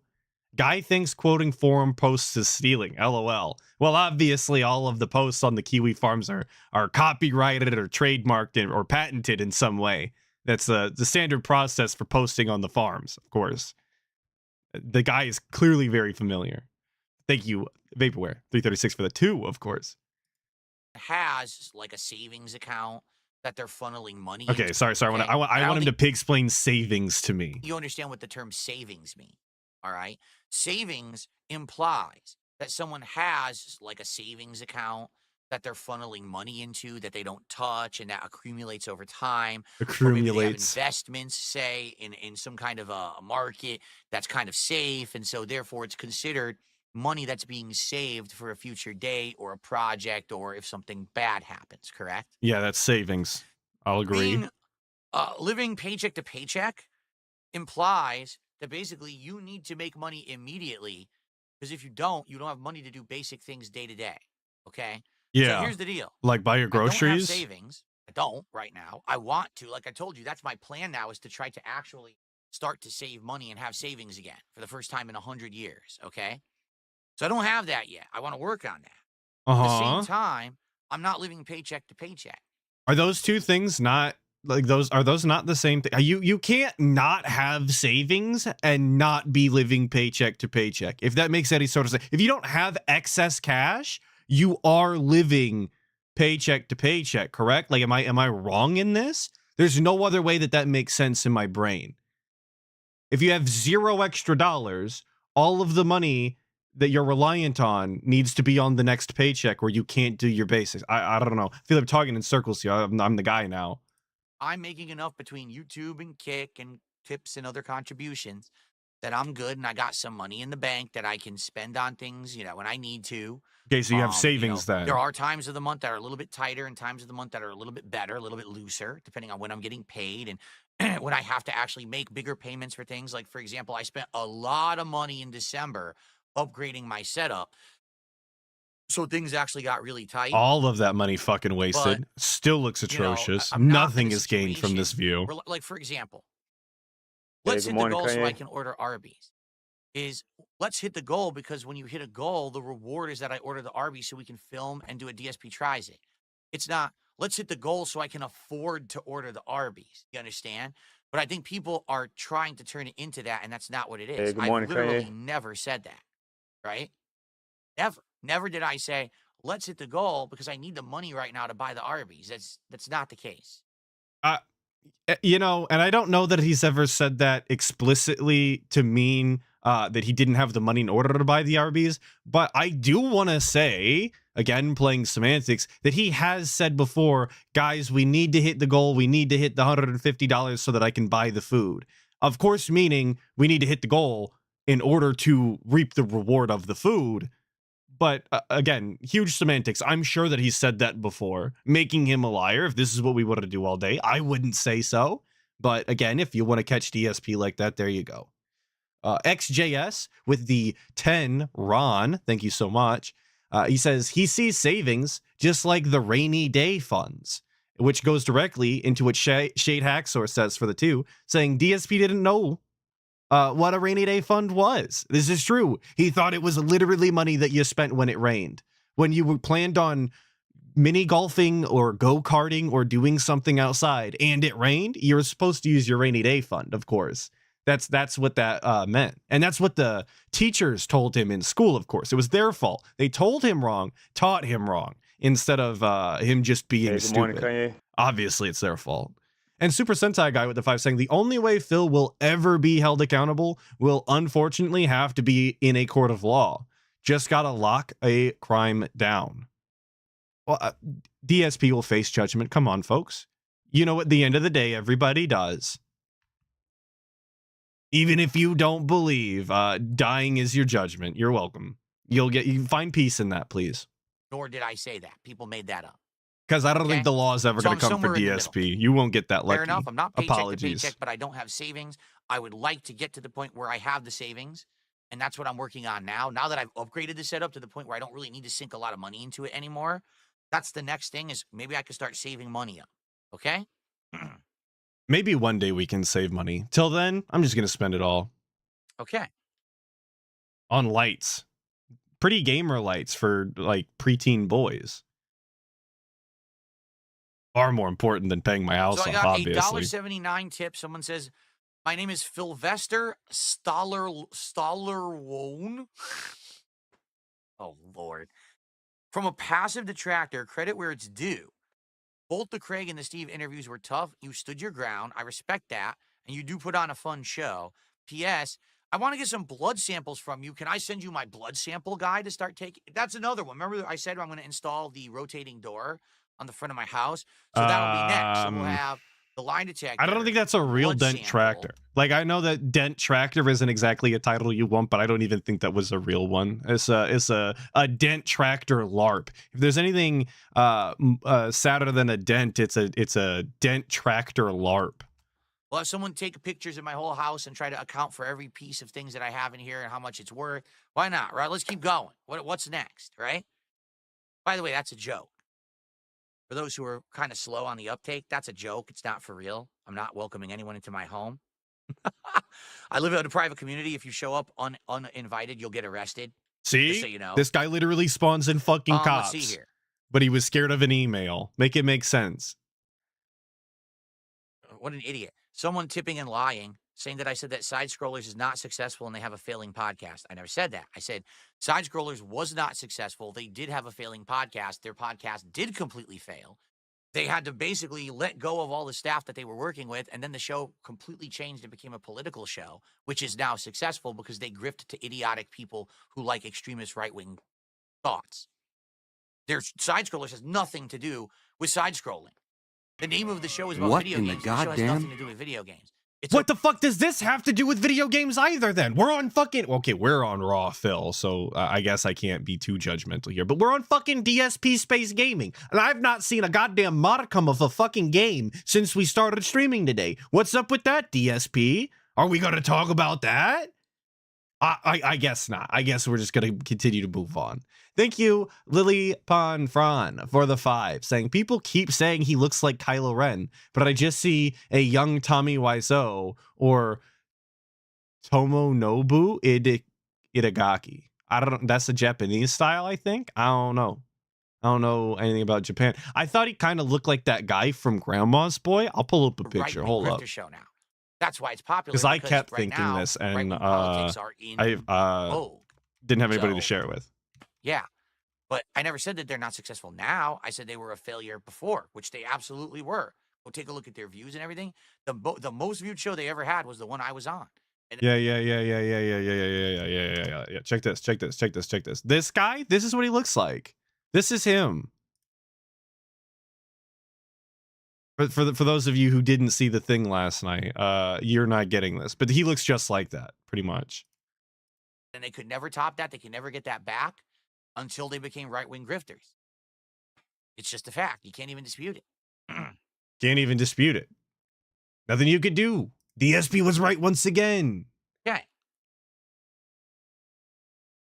I got a $2.22 tip. Am I going to bring back DS politics? Not right now. I may eventually. You know, I like to leave the door open. I like to have ideas. You know, I do feel like I kind of screwed up because I should have done it at a different time. I should have waited for the election and all of that. I did it too early. Oh, we're talking about DS politics kinda again. killed the God momentum that it damn would've had. it.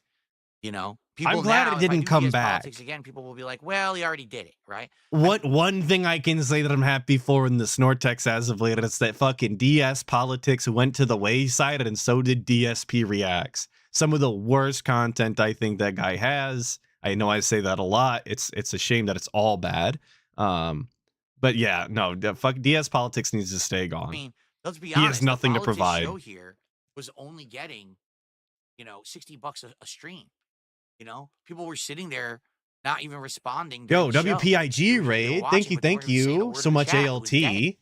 People didn't really care. Since I'm not an I don't know how much extremist longer I'm dude, going to be here. since There I'm not is gonna the be divorce all the way line, to and the I'm right pretty or sure all she's on the way way to the home left, right now. the politics show doesn't work. I'd have to go extreme one way for it to work because that's basically how it works. You know what I'm saying? Like, people only want to hear the most extreme dramatic shit. They don't want to hear rational thought. They think rational thought is boring.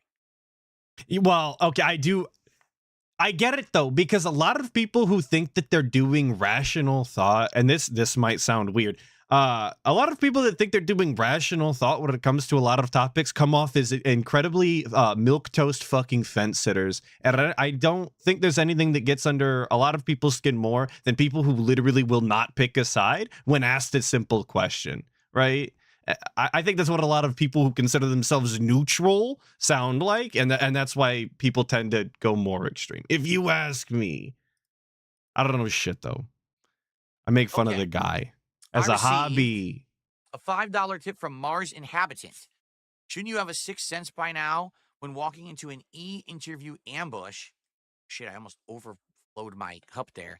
Like that and say thank you for your time. I know what this is and bow out and not waste hours of your life instead of worrying about the optics of leaving suddenly to your trolls and sticking around for hours on end. Yeah, but here's the thing, Mars Inhabitant, right? Here's Was the it a thing, complete Mars waste of my Inhabitant. time? Yes, it was. Absolutely. But what actually came out of it? Number one, nothing new was said whatsoever. It was literally a copy-paste regurgitation, okay, of everything that's already been said on Kiwi Farms to a T. Not even like I said, 100% stolen, nothing original whatsoever. I've seen the chart. I've heard the but to me, what really What was that? Raw? bizarre, That's raw I've Phil, heard I believe. the but to me, what really Must have been an issue in the recording. My bad, folks. My bad. does it really matter? Like, I wasn't going to be putting on a stream that then was going to get views and support if I just quit the show, right? So, listen, I said I would do it. I did it. If anything, let's be honest. Right? Wait. So he does just do things because he feels like it and he gets no benefit out of it. I mean, he was asking earlier, and there's our confirmation. He didn't want to leave because he said that he would do it and he wasn't going to get anything out of it. So the answer earlier was yes. Yes, we specifically in this instance, actually meaning DSP, we do that. There were 3 people on that show. All right. One guy was screaming at the top of his lungs, losing his control of his voice, acting like a weirdo, okay?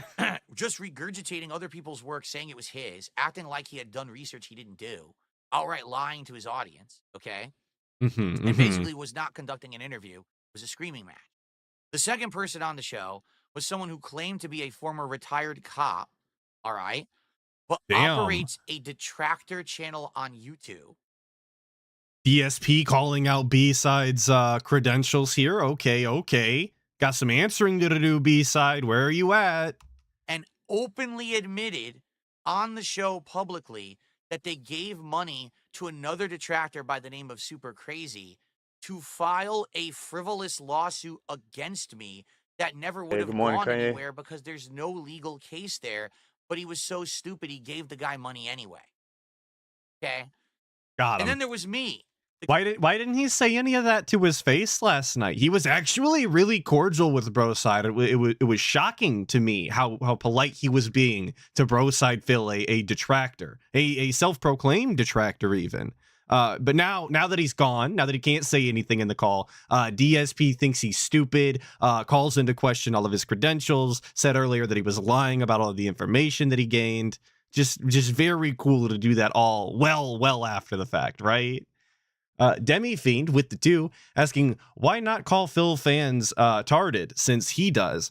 I don't think it's a good look on me personally. That's the reason I don't say a lot of different things, actually. I think you should conduct yourself in public to the best of your ability because that's how people view you.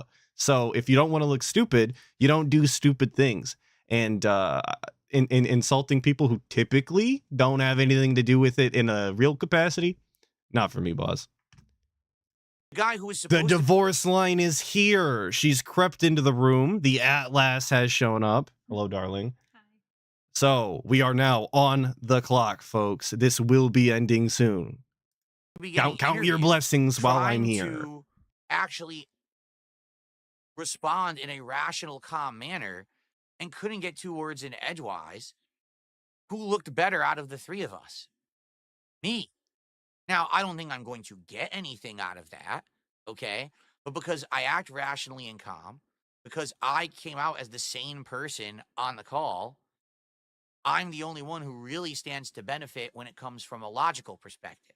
Okay, financially, Steve won. Detractor-wise, Broside Phil won because he's the first detractor who actually had a direct conversation with me, right?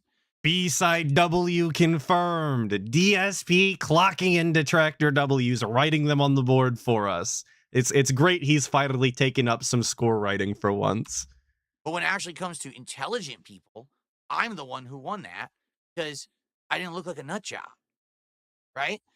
If I just jumped, the moment he starts talking about the stupid bank leaks or whatever, I'm out of here, all you would have heard was, Phil rage quit, Phil left, Phil this, which is stupid, right? So it's all good.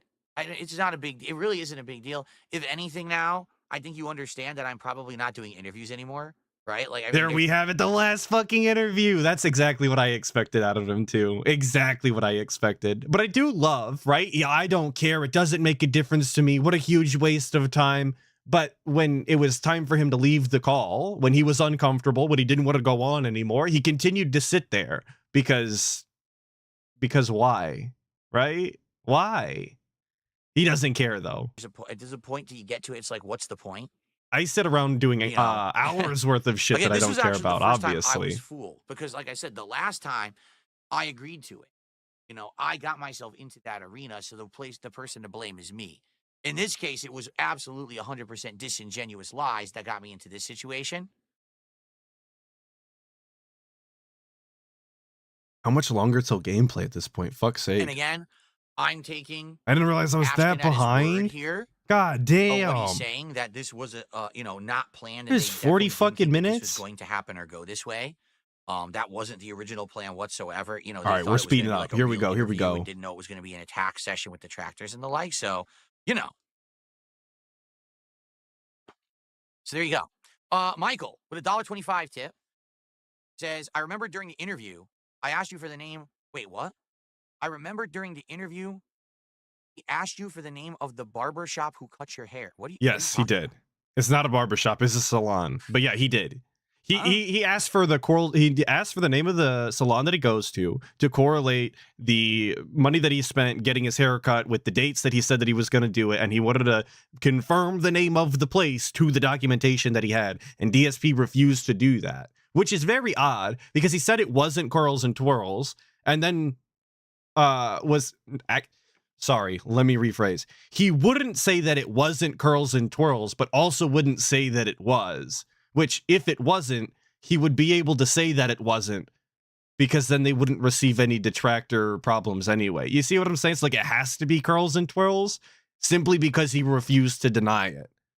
Sorry if all of that is messy. Thanks for the $1 tip. I have no idea what that means at all. Very confused. Very confusing. phrased I don't. right, so I don't even know what you're talking about. I can't remember last night. I'm so confused. It's impossible to remember just fucking 12 hours ago. Heaven Understand forbid. what he's saying. I don't know if he's asking, did I answer? Did he answer? Did who answer? I have no idea. I can't read it. It's not English. I received a $4.98 tip. Let's see. Mm-hmm. In my opinion, you should stop having interviews where your past is the main focus. What Everything in talked the about to death goddamn? at this point. There's no reason to keep having the same mindless conversation. All of us who support you have heard this a million times, and we don't care. Me, for example, I just came back from home, and I watched the podcast to relax, and I may donate from time to time because I enjoy your show, not because I feel bad because of your financial situation. Yesterday's interview benefited no one. This guy acted like he exposed the world's biggest scammer when all he did was represent all the things that your detractors have been talking about for close to a decade now. Completely worthless show, in my opinion. So he thought that he was presenting the world one of the biggest scammers, when really all he was doing was representing one of the biggest scammers to the world. Regurgitating all of the information that's already known. Isn't that weird? Telltale fan with a 5. Thank you so much. Remember those two guys also asked for the name of the woman who? Oh wait, we already read that, didn't we?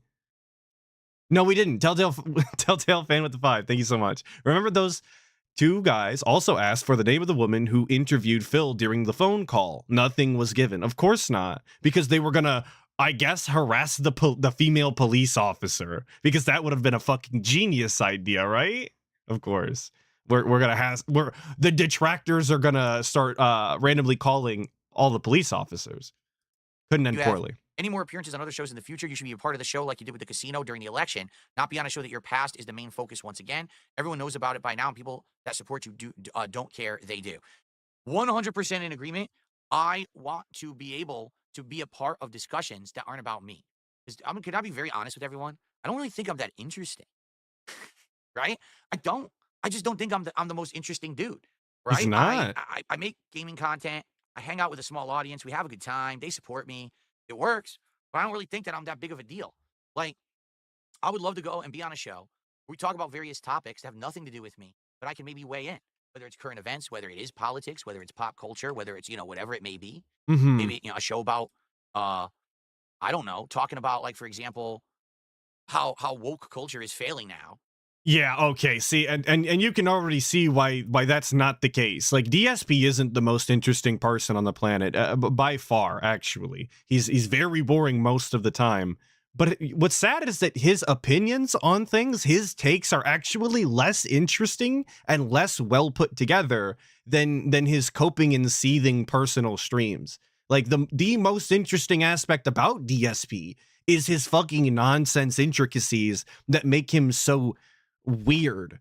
Everything else about him, all of his gaming takes, his interests in music, his hobbies, like, none of that shit is actually interesting in any regard, because DSP just has bad opinions. All of his logic is flawed. None of it makes sense. Even when it comes to subjective things, it just doesn't add up. You don't understand how he could arrive to the conclusion that he comes to, even when it's his own opinion. Because they went so far to the left that the entire world went right, you know? But it doesn't always have to be about that. That could be an interesting topic. Like, for example, when I was doing the politics show, what was one of the most popular things I did? I criticized the Snow White trailer from Disney. Or I called out the Black Lives Matter activist on her bullshit. That was the stuff that people liked about the show. It wasn't me necessarily covering stories. It was me talking about moments that could be interesting and I can weigh in on in a good way, right? Like, I think those are the kind of things that can work. Yes, right? because the internet needs another guarded 42-year-old man talking about woke Hollywood. I'm pretty sure there's enough channels covering this niche DSP. I don't think that they exactly need another, but that's the content that's going to work for him, obviously. I'm not saying that that's necessarily the end all be all. But You know also, he's not going to grift off the right wing like the side on scrollers. video games. I have a tremendous would never amount do of knowledge on being a that. creator, on working on YouTube, right? Like, I've been doing this for 16 years. Can you name another person who's been doing it for 16 years and been through as many iterations, trials, tribulations, changes, and things that I have? But does anyone ever ask me about it? That's literally, that was the preface of the interview yesterday. What I read earlier, that's what Steve said it was going to be. And I was like, oh, that could be a really interesting interview. Talk about how surviving on YouTube, how you can do it, and what I went through and all those things. You know what I'm saying? I've lost the chat. That's what I wanted. So, yeah, that'd be great to be able to chime in on those topics. I could talk about Street Fighter, the history of fighting games, the grassroots community coming up in it, what it was like back in the day. I am an untapped source of knowledge, but every time someone wants to talk about me, they want to do the easy thing. They want to say, hey, let's talk about drama from 5 to 10 years ago. Act like it happens today to milk it for money from your brain-dead detractors. That's it. But what does DSP offer? What is he a wealth of knowledge on? What is he untapped in? The only things that he can legitimately tell you about is FGC days from the fucking 90s and mid 2000s, which are long gone, and there are far better people to tell you about than people that are actually prominent and still play. And his life. Those are literally the only fucking things he does. He doesn't know anything about games. He doesn't really know anything about movies. He doesn't know shit about pop culture. He lives in his house all day long, completely isolated from the majority of the world. No one gives a fuck what his opinion is on anything. He's not a wealth of knowledge in any capacity. He's actually a bum and offers nothing to the majority of the world. Like, every person does this now. It's like, it's such a waste of time, right? For everyone. There's no productive thing there. It's a waste of everyone's time. So that's the kind of stuff I would like to do, right? I don't want to be doing interviews about me anymore. There's no point. You know, there is just no fucking point. Okay. Level 99 Red Chocobo asking, what other stuff has Darkseid to Film made for me?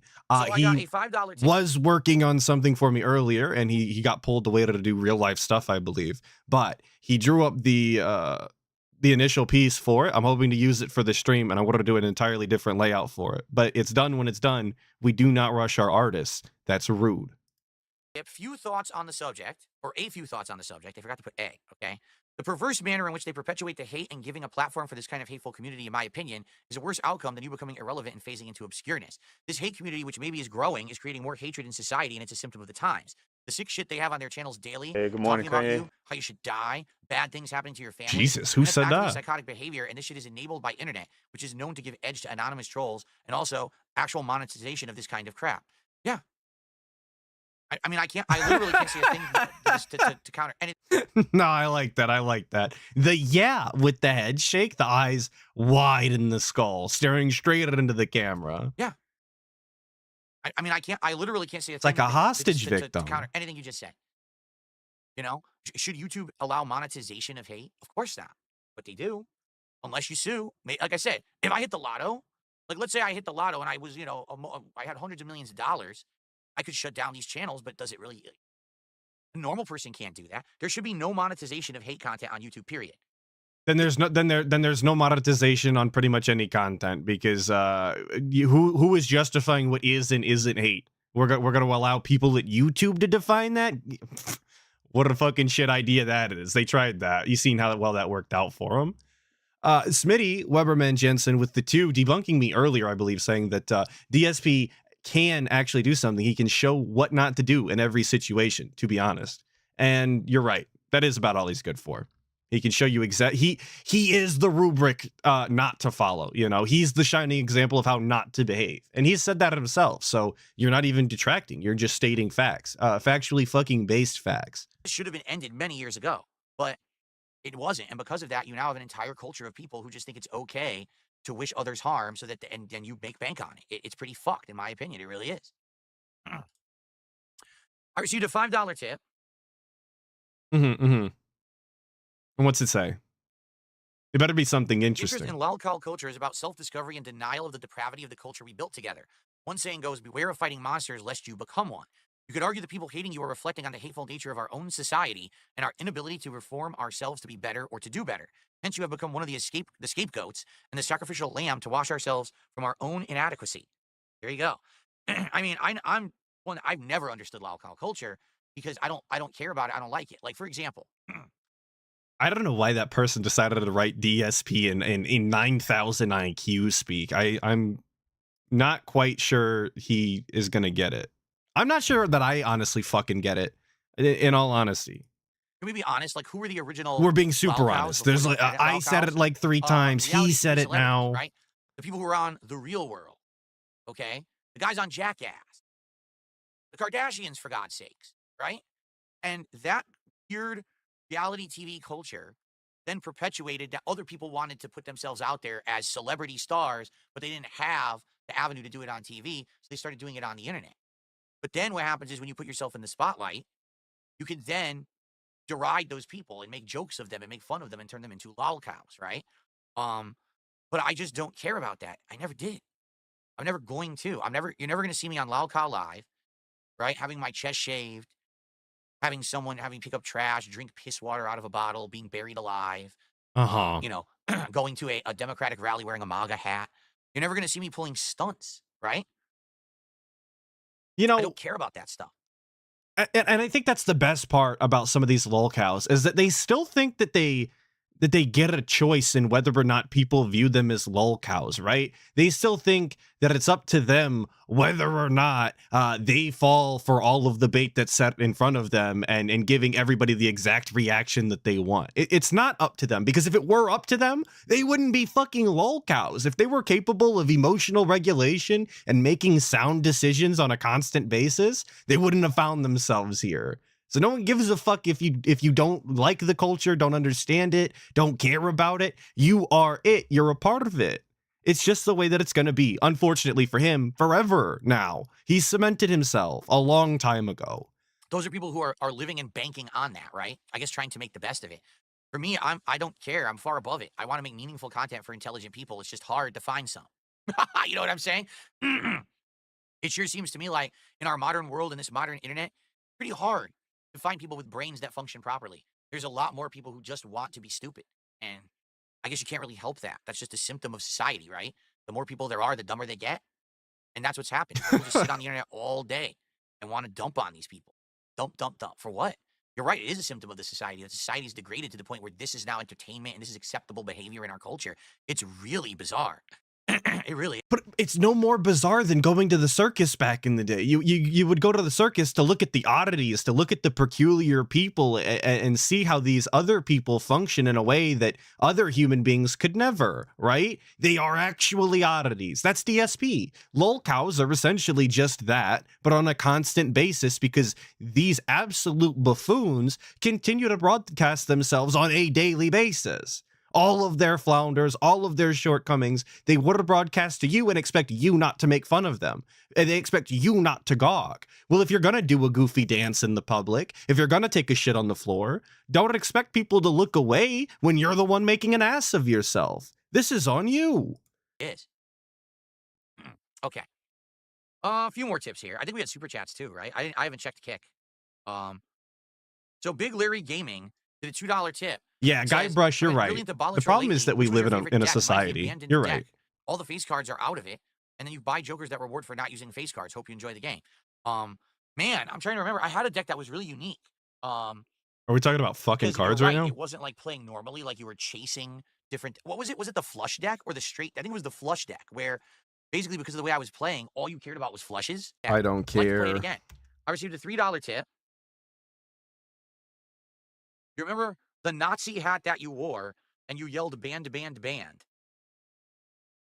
I never had a Nazi hat. I had what was supposed to be a replica military hat. It doesn't have any Nazi stuff on it whatsoever. All right, it doesn't. Some people have photoshopped it on there, but it doesn't have any Nazi stuff on it at all. I don't know why yelling banned, why you think that would be representative of Nazis. They didn't ban anything. It was because it was the fit. It was the attitude, right? Like, how does he not understand some of these things? You have this hat that looks similar to, you very aggressively started banning people for no reason, really. Like, it's the whole ordeal. They did way worse than that. But no, I'm not going to be wearing the hat or doing anything. Okay. I received a $2 tip.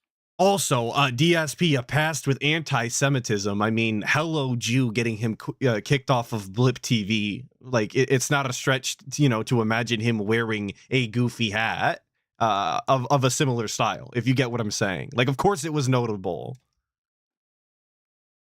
Also, you say speed it up, bigger please. Than the man. You have become a legend, albeit a All controversial right, we'll speed it one. up. People are engaging with your mythos, not you. I'm serious. Your online persona is something that lives a separate life and people interact with your projection. I know. But the thing is, I don't create the projection. The detractors do.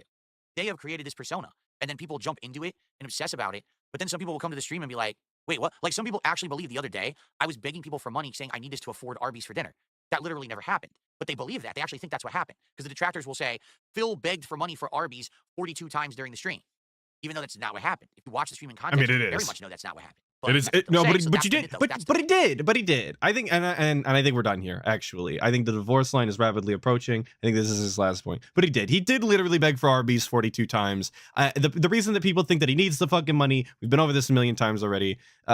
It's because begging is the last thing that you should be doing. It's because if you really wanted to give your fucking wife that food, you would have just done it because you could afford it. You wouldn't have made your fucking dents pay for it and made them feel bad. That's the end all be all. I want to thank everybody so much for showing up to the irregular stream for the aftermath of a tremendous wild interview that happened last night. I'm hoping that I can find the time to watch it tomorrow in the morning, but I'm not quite sure that that's going to wind up happening, hence why we streamed today. If that's the case, you'll see it scheduled. It'll be scheduled probably a couple hours before I can do it. But with that all being said, thank you all so much. I will for sure see you Sunday night, WPIG for Act the King, unless ALT cancels for the 9,000th time in a row. But I hope that that's not the case, because I miss you all there. Until then, be safe. Goodbye.